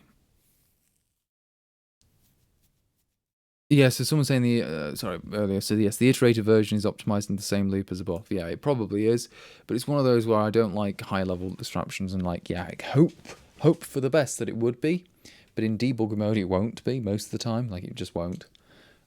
Like in optimized, yeah, but debug mode, don't trust it. Most of the time I deal in debug and I want that to be, I'm going around here. So reference counting, under my notation, was normal, but I call this a, it's a runtime, so let's call it RT and end use value with automatic destruction. So that is what a reference counter is. So this is where the people come with a shared ownership, because as soon as it gets to here, so you start off with one use, and then it keeps going up and up and up. It'll either go, oh, whatever the uses are, and as soon as it gets to zero uses, it will then go kill itself, whatever that destruction is. So reference counter doesn't necessarily have to be a pointer or a reference, theoretically you could just have a counted variable that's doing this. So, but then it usually has the end destruction, because that's the whole point why you're counting it. So that's kind of the general idea. Hopefully it makes sense. Now C++, which I need to put the example in here, in C++ you can actually have this in the STL as shared putter. Well, what I explained earlier is if you have one use only, one use value, this is actually a std unique putter. Okay? So then there's the third option, which is standard weak putter. Now, if I remember correctly, weak putter is the same as having an n use, yeah? But, so it seems very similar to a shared pointer, but if I can remember what it is, I always forget what weak pointer is. Because I never use any of the C++ stuff. I just use plain old pointers again. It's temporary ownership. Ah, I know what the difference is. Yeah. It's just n use on its own. So this is still got, so okay, we can do this. So we've got different types of pointers. So we have unique, shared, weak. We have uses and owned pointer. So tick. Oh, so it's got one and tick. Shared, this is n, and that's n. That's tick, and that's a cross. Yeah. So that's what that little graph is for. Okay, this is the best way of explaining it. So yeah, I think my name for it's better. So uses, this is a one use thing only, and then it's owned. So when it means it's owned, it has a destruction to it as well. So it handles with its stuff. Shared means that it's doing this and this. Now, most people will tell you that the whole point of weak pointers, notice these things here are still linear, effectively, because you've got the concept of an ownership. So technically, this is a 1 plus 1 use, where different uses. This is an n plus 1 use. This is an n plus n use case. I'm trying to think of the best terminology. There's not very much to explain it with. So in these cases, there can only be one owner of this thing, and the data structure itself owns itself, which can handle responsibility to the actual pointer internally. The shared one here has many uses, but it still handles itself. This one, you can have that, but the actual underlying thing doesn't make a difference. So it never actually really destroys itself necessarily, so it has no destruction to it or stuff. Okay, hopefully that makes more sense. I know I'm a bit rambling at the moment. I'm just trying to get my thoughts out. This is what happens when you try new things, a bit rambly. So hopefully that makes a little bit more sense. Okay, so we have this different one use, one owner, n use, one owner, n use, zero owner? A zero owner. Yeah, it might be a zero, not n. It could be n owners, but no, it's zero owners, isn't it? Because it has no owner to it. Yeah, zero. Yeah, so my model to call this would be 1, 1. Actually, let's call it a 1u, 1o. That's an nu. Yeah, let's call that question mark. No, let's call it, yeah, let's go nu, 1o, which is nu, 0, o. So if we go back to the other models, in Rust, x equals 1, 2, 3, let y equals, say, x for the time being.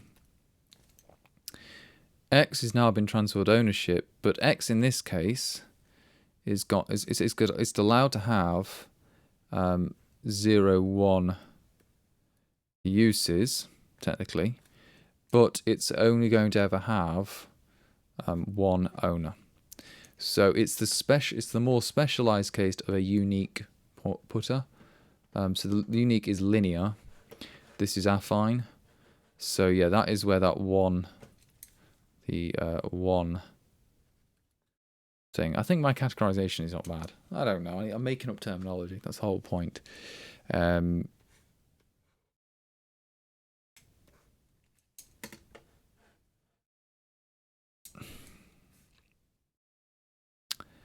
Yeah, so we can just call it affine value, linear value, and then we can have weak values, whatever. I don't know. Okay, whoops. No, we're not starting up that. Hopefully that makes sense to people what I'm talking about now. And then we're using indices instead of references. Essentially, all of these approaches are bypassing the borrow checker in some form, if not entirely, especially using indices or handles. The first three approaches are to flatten the linear responsibility hierarchy.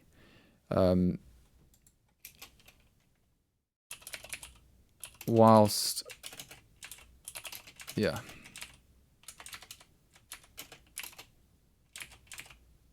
that's fine.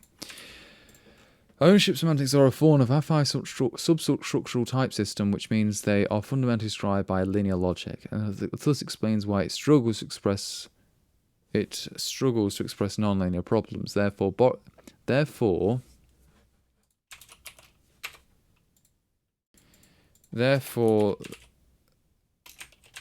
OS and the borrow checker is fundamentally a linear tree hierarchy and not a non-linear graph.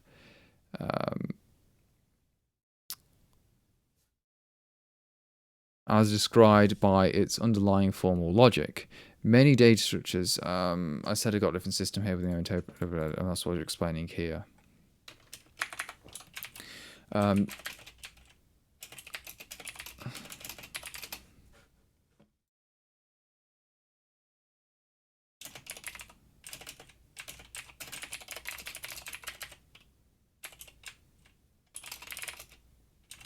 No, in C++11, with reduction of move semantics, the STL included the concept of smart pointers. Again, neither smart or pointers.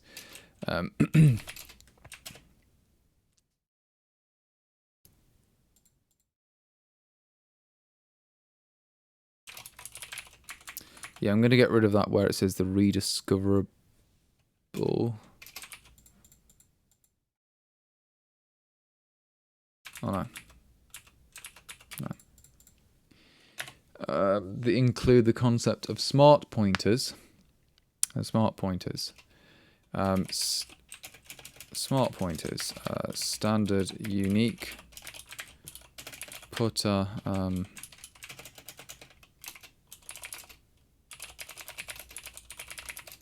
with each with different substructural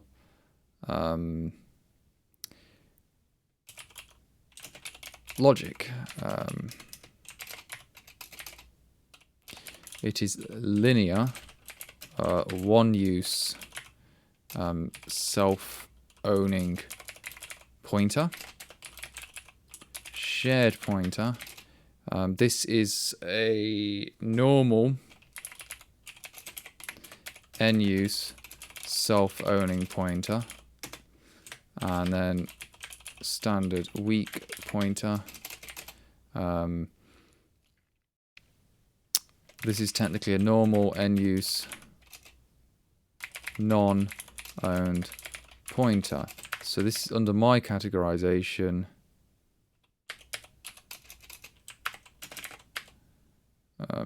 N user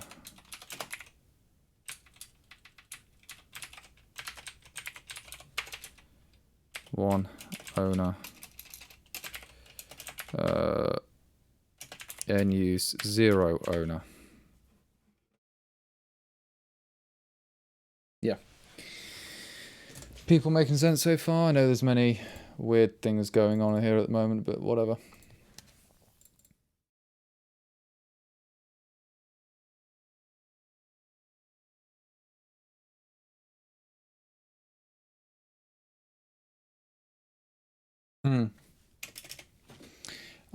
It would be theoretically possible to have everything be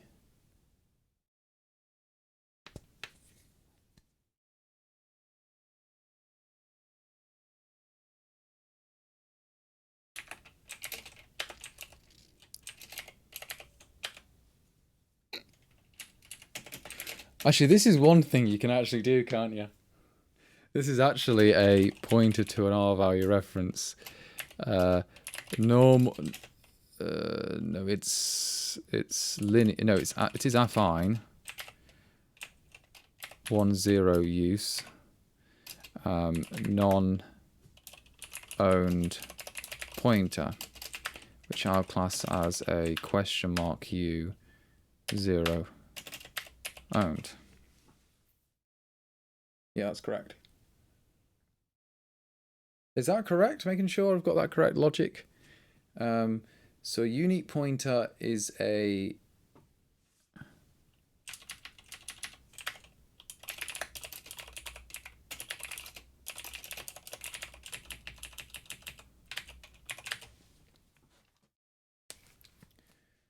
one.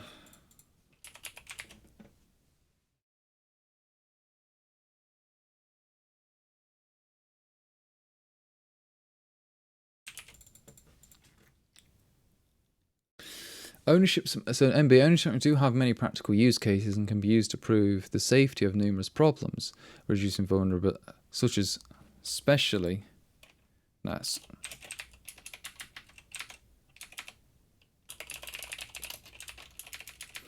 This is the main reason Rust was developed at Mozilla's This was the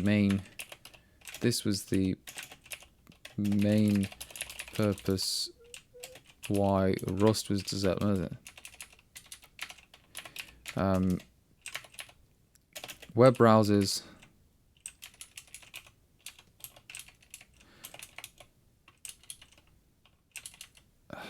need to be very safe programs through sandboxing, data races, and other concurrency issues. Being able to prove certain things, data races, networking, being able to prove certain things at compile time is a very useful thing when it comes to the safety and robustness of a program. However, as I stated, that because of the linear nature of OS, it cannot solve a whole range of other problems without resorting to unsafe thing. Duality of linear structures. This shouldn't be as I described above. Both the OOP and OS structures share similarities. In the that I've already read before. The OOP case, the value object is the agent. In the OS case, the agent is whatever has responsibility for it or not. Both the linear hierarchies are quite strict and singular. Does this need more? Singular holistic worldview. Both are singular in nature in that they, and I haven't actually read through this ages ago, in nature in that they deal with singular forms of values rather than groups of values. They are both traditionally very hierarchical and place emphasis on the system as a way to control the processes rather than the algorithms directing the process. Rather than the algorithms directing the processes. Yeah, plural. Objects and owned values are fundamentally nouns rather than verbs, but programs are verbs.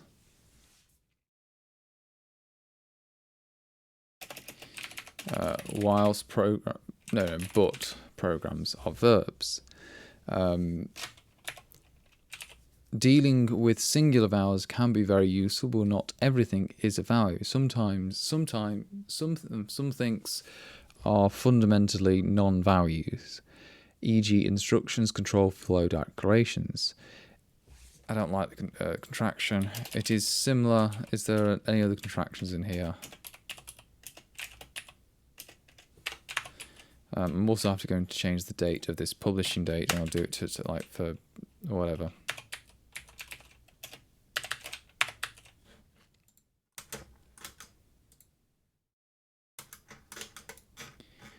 Like that. Oops.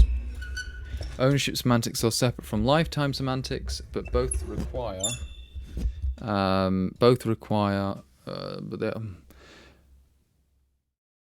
But they both require. But what was it?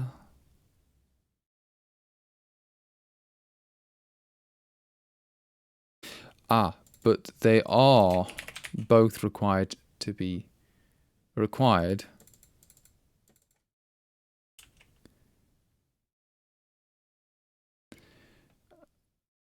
Required in more complex problems, and are usually coupled. As a result, naturally,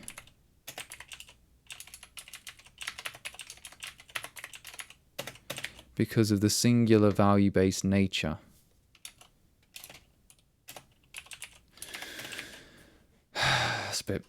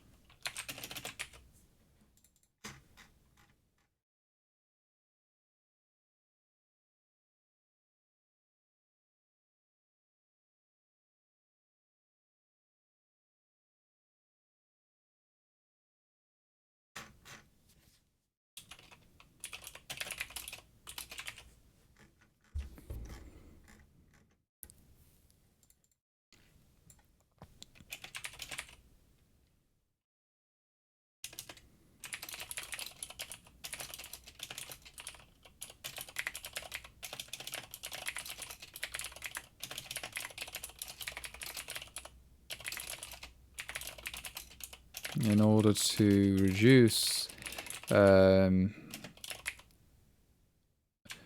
order to minimize, what's the word, guys? What's confusion? Sorry, this is probably boring to folks, and I'm going to have to stop in a few minutes because I need to go to sleep. But there we go.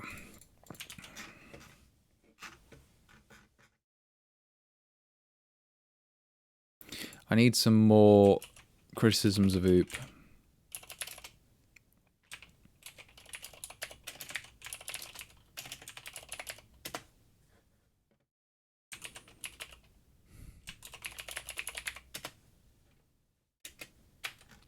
Like, there are loads of criticisms.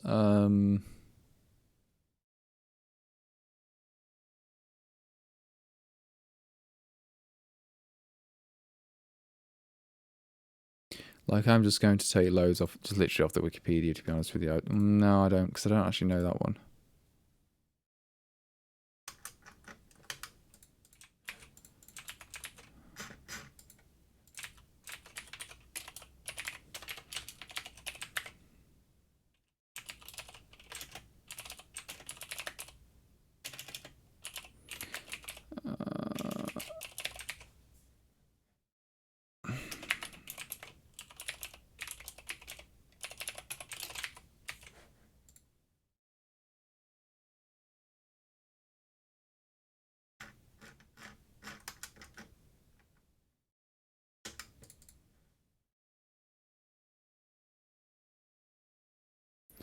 Yeah, that one's probably...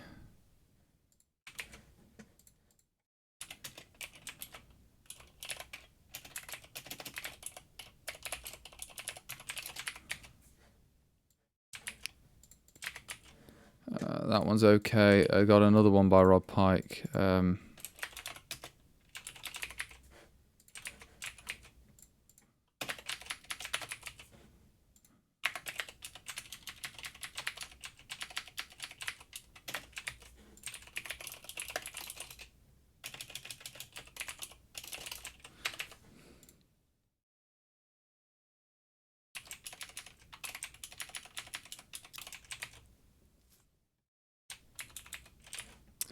Like, here's a question, actually. I might need to modify the CSS here.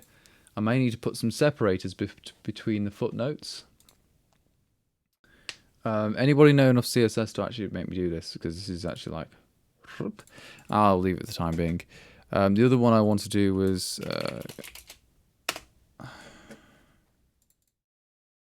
I know exactly which one I wanted to do after this.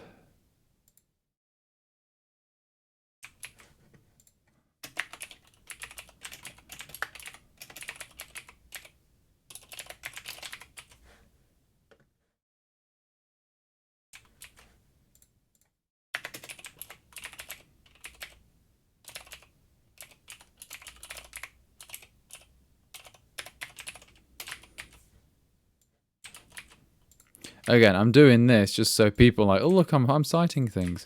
I'll cite other things later anyway. Look at all those sites. Loads of them. Loads of them. In my general criticism, but it's blah blah blah blah blah blah blah blah.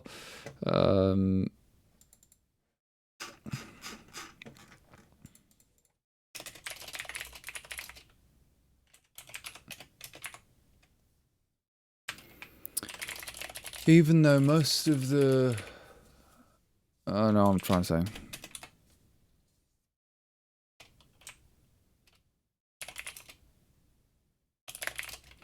One thing, I'm trying to make it not too formal, but not informal.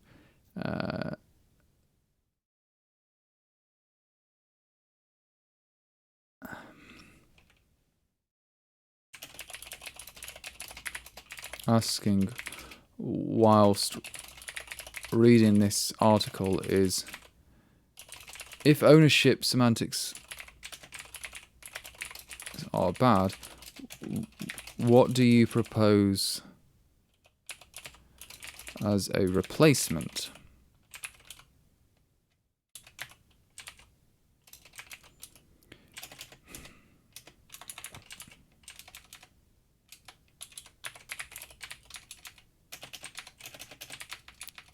Is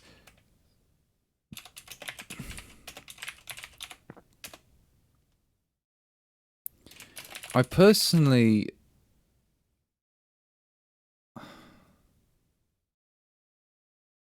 right, so for people listening and watching still, because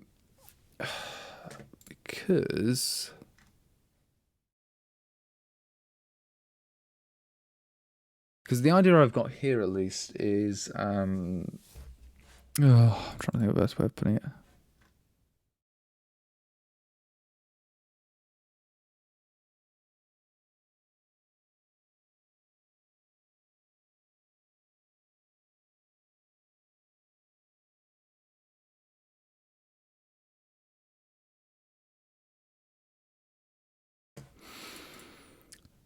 I'm trying to think of a way of phrasing this. I'm trying to think of the way. Is one thing that many people phrase them.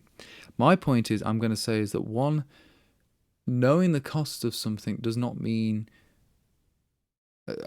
Saying I'm criticizing does not mean I have an alternative, because I don't think the alternative is in the type system. Yes.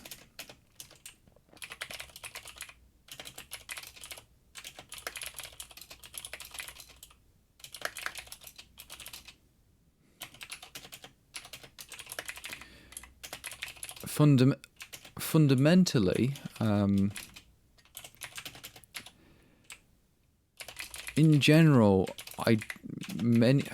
most hard problems cannot be solved at compile time, and thus, and because of this, and because of this, adding more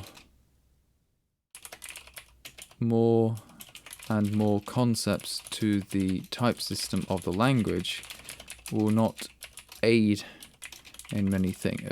Will not aid in many. Will not aid. Will not help. Will not help.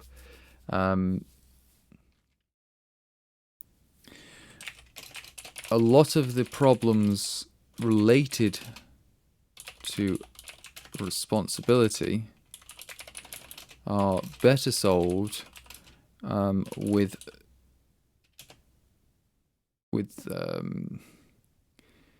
algorithms, with forms of subsystems within programs which handle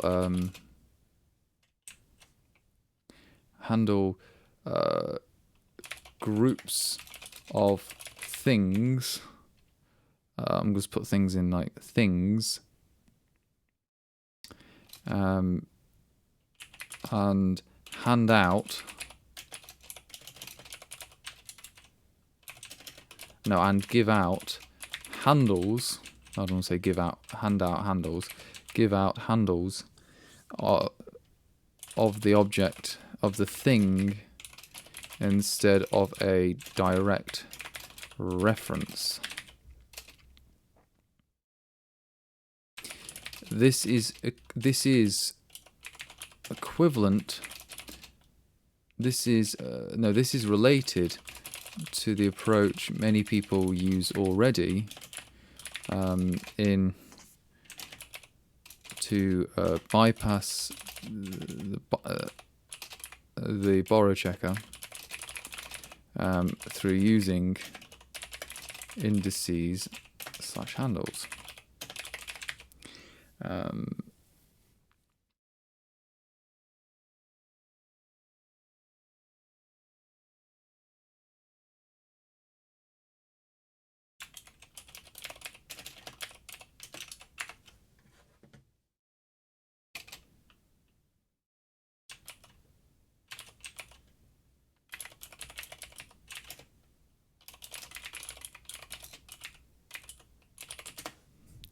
Let me just find the articles I want to actually return as other things.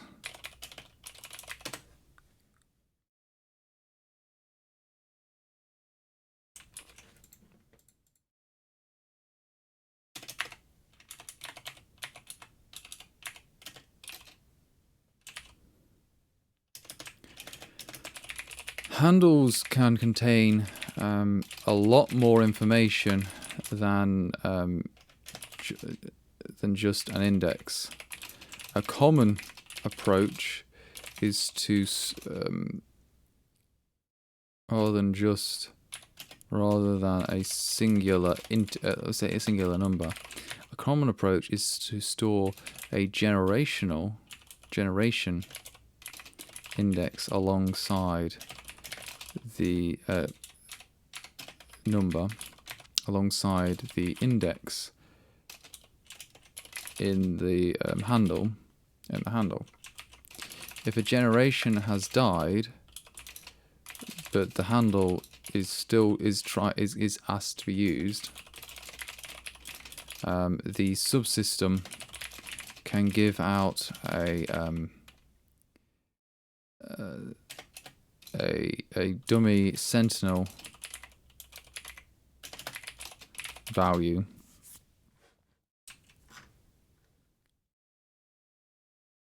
I'm trying to think of a way of putting this.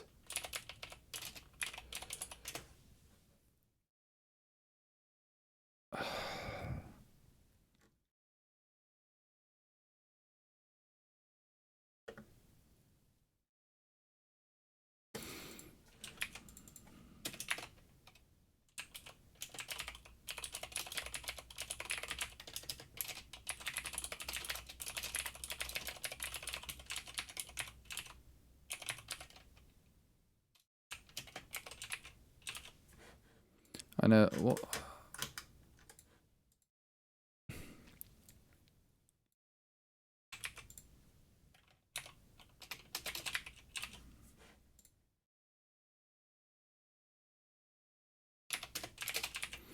I know what resources. These were the ones that popped into my head. One of them was the handles, the one by Andre, which is Vacevlog or whatever. I can't pronounce his name properly. I apologise.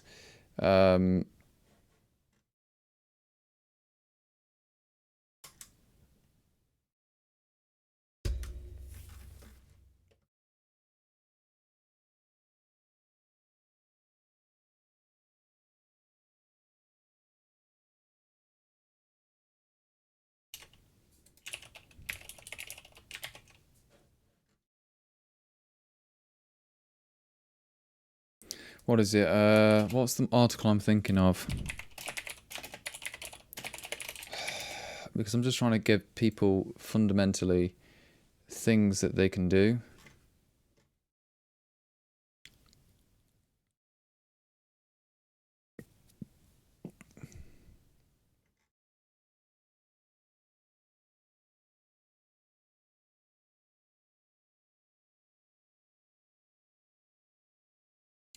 Some of these are the old BitSquid ones, if I remember, from a few years ago. Posts.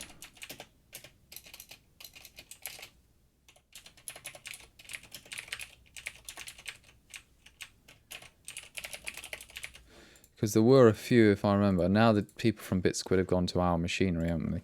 So...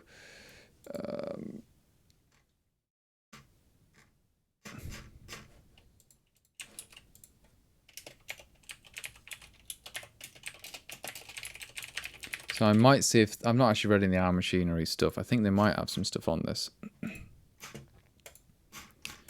Let me just doubly check.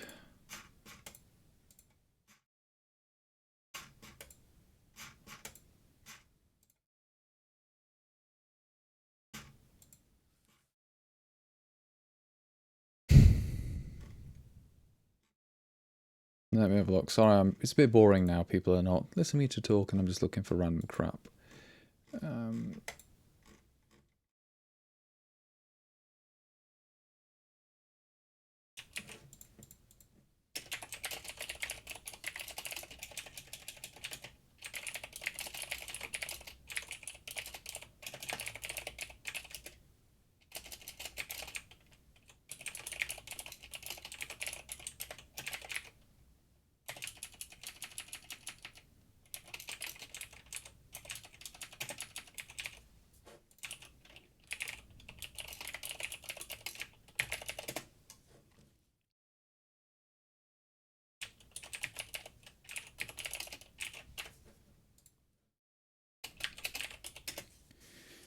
What I'm trying to think of is...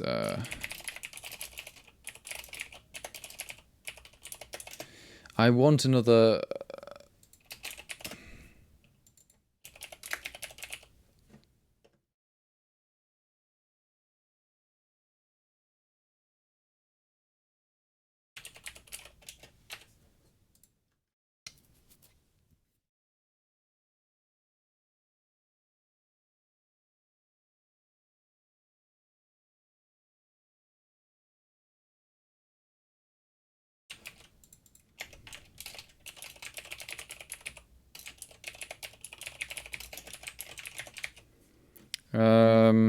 that should be okay.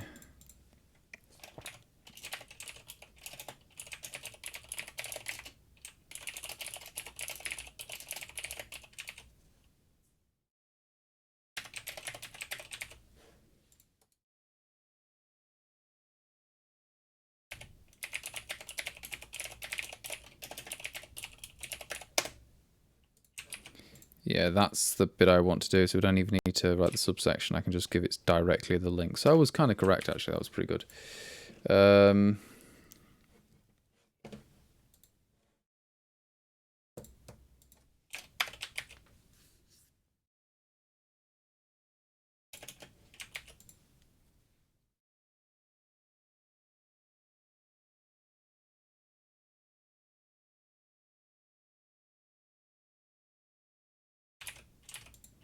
Yeah, anything other ideas?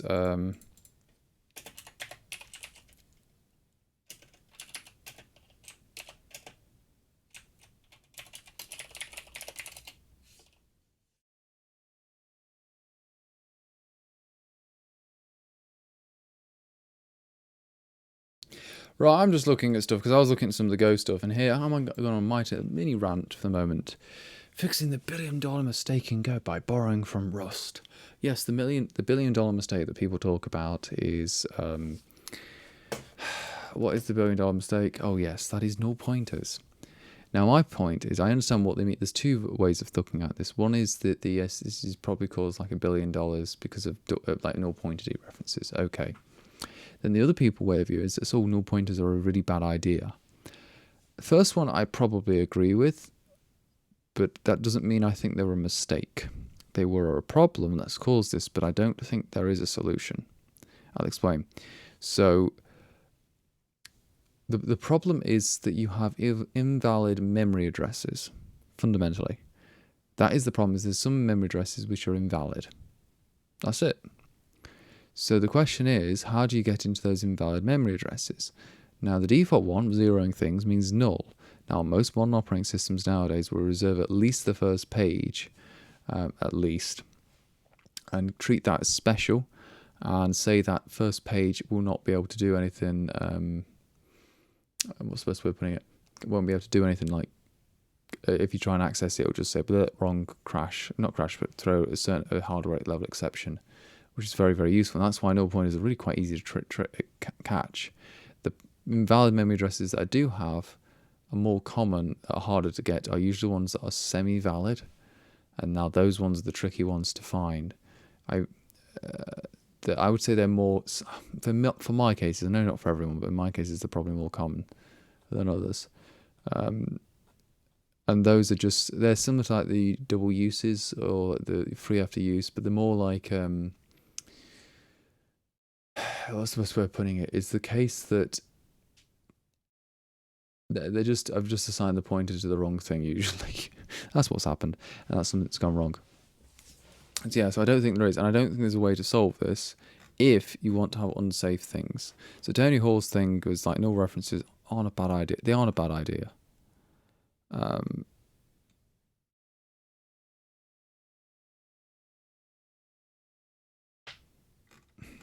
So I know like this is where like the stuff that goes weird. References are, I'm not a big fan of references in general for numerous reasons, but let's not go there.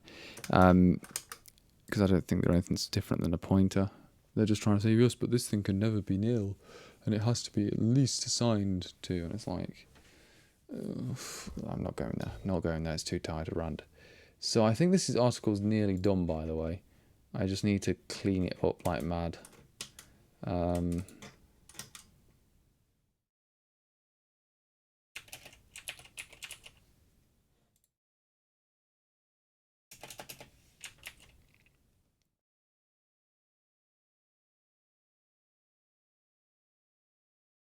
I've tried to keep this small because I think I could probably talk hell of a lot more than this. It's just probably not a very good idea to do so.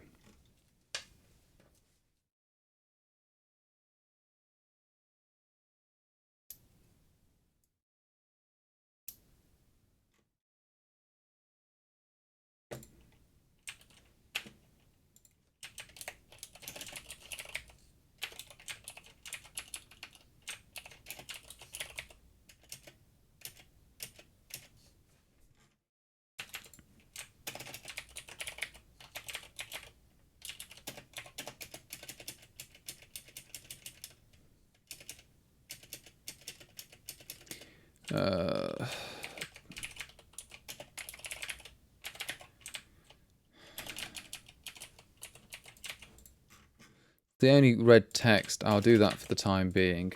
I might publish this tonight, maybe. If this is the case, let's do this as number 18. Oops, it's not real date. I rename that as number 18. Articles. Oops, it is the 18th today, mate. It is the 18th.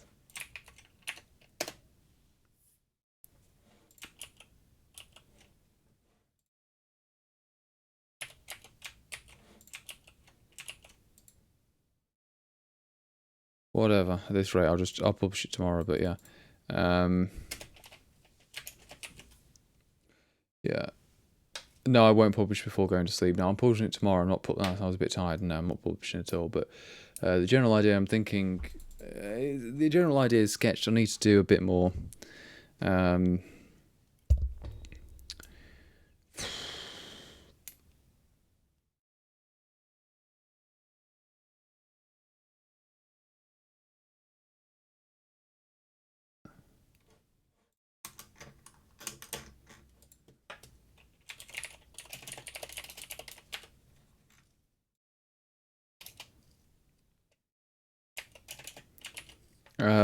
Where the other.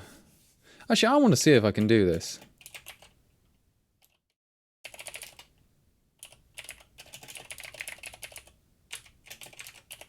I want to see if I can put a footnote in a footnote.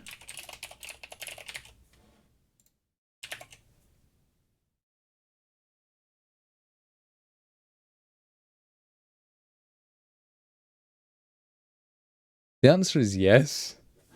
Wow, I never thought that was actually possible. But yes, you can put a footnote in a footnote.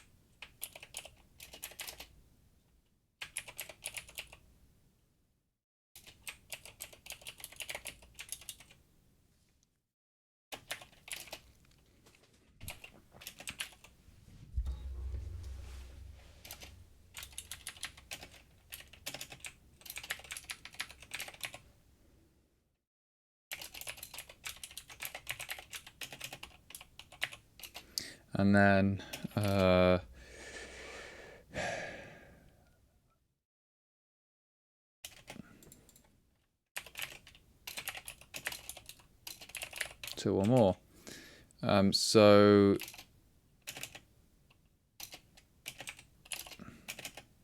examples would be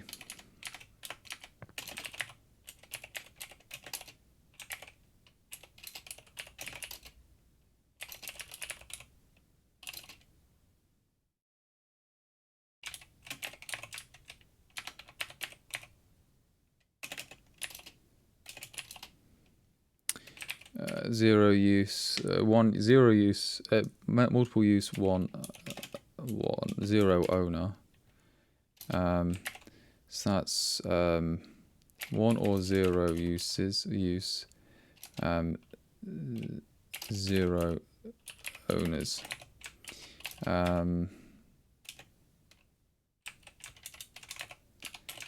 So that's a linear owned value. Affine non-owned value. And then another one I'll do n owners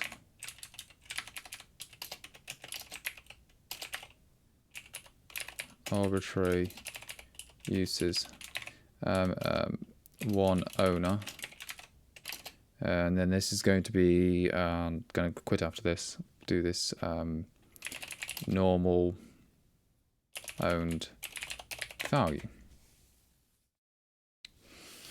Okay, so that was my terminology, not very clear here, but I can probably get this in like that and cheat. No. Well, I can, but it's going to be a pain in the ass to write. So,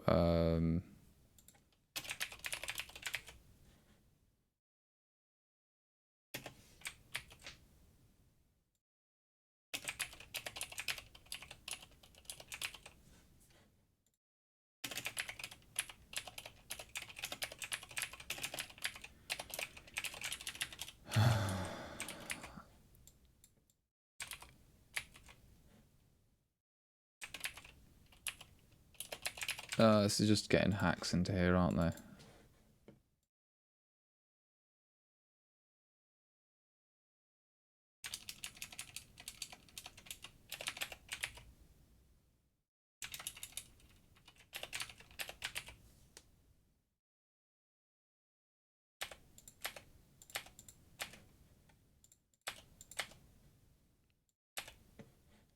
Yeah, I got Math Jackson here, which is quite nice. Actually, just thinking about it, I forgot about that. It's not the best thing in the world, but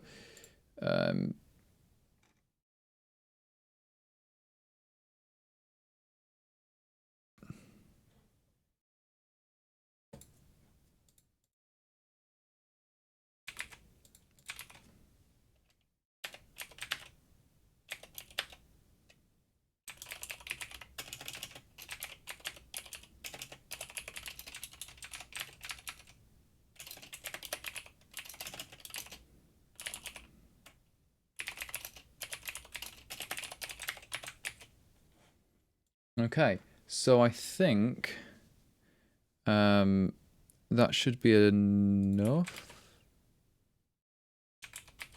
I think that should be enough for tonight. So thank you all for watching. I am going to publish this tomorrow when I've actually read this through and make sure it even makes sense. And then when I publish it, people will just like proofread it anyway, won't they? So thank you very much for watching, and good night, everybody. I'm going to just end on that now, and we're going to end with some music like this.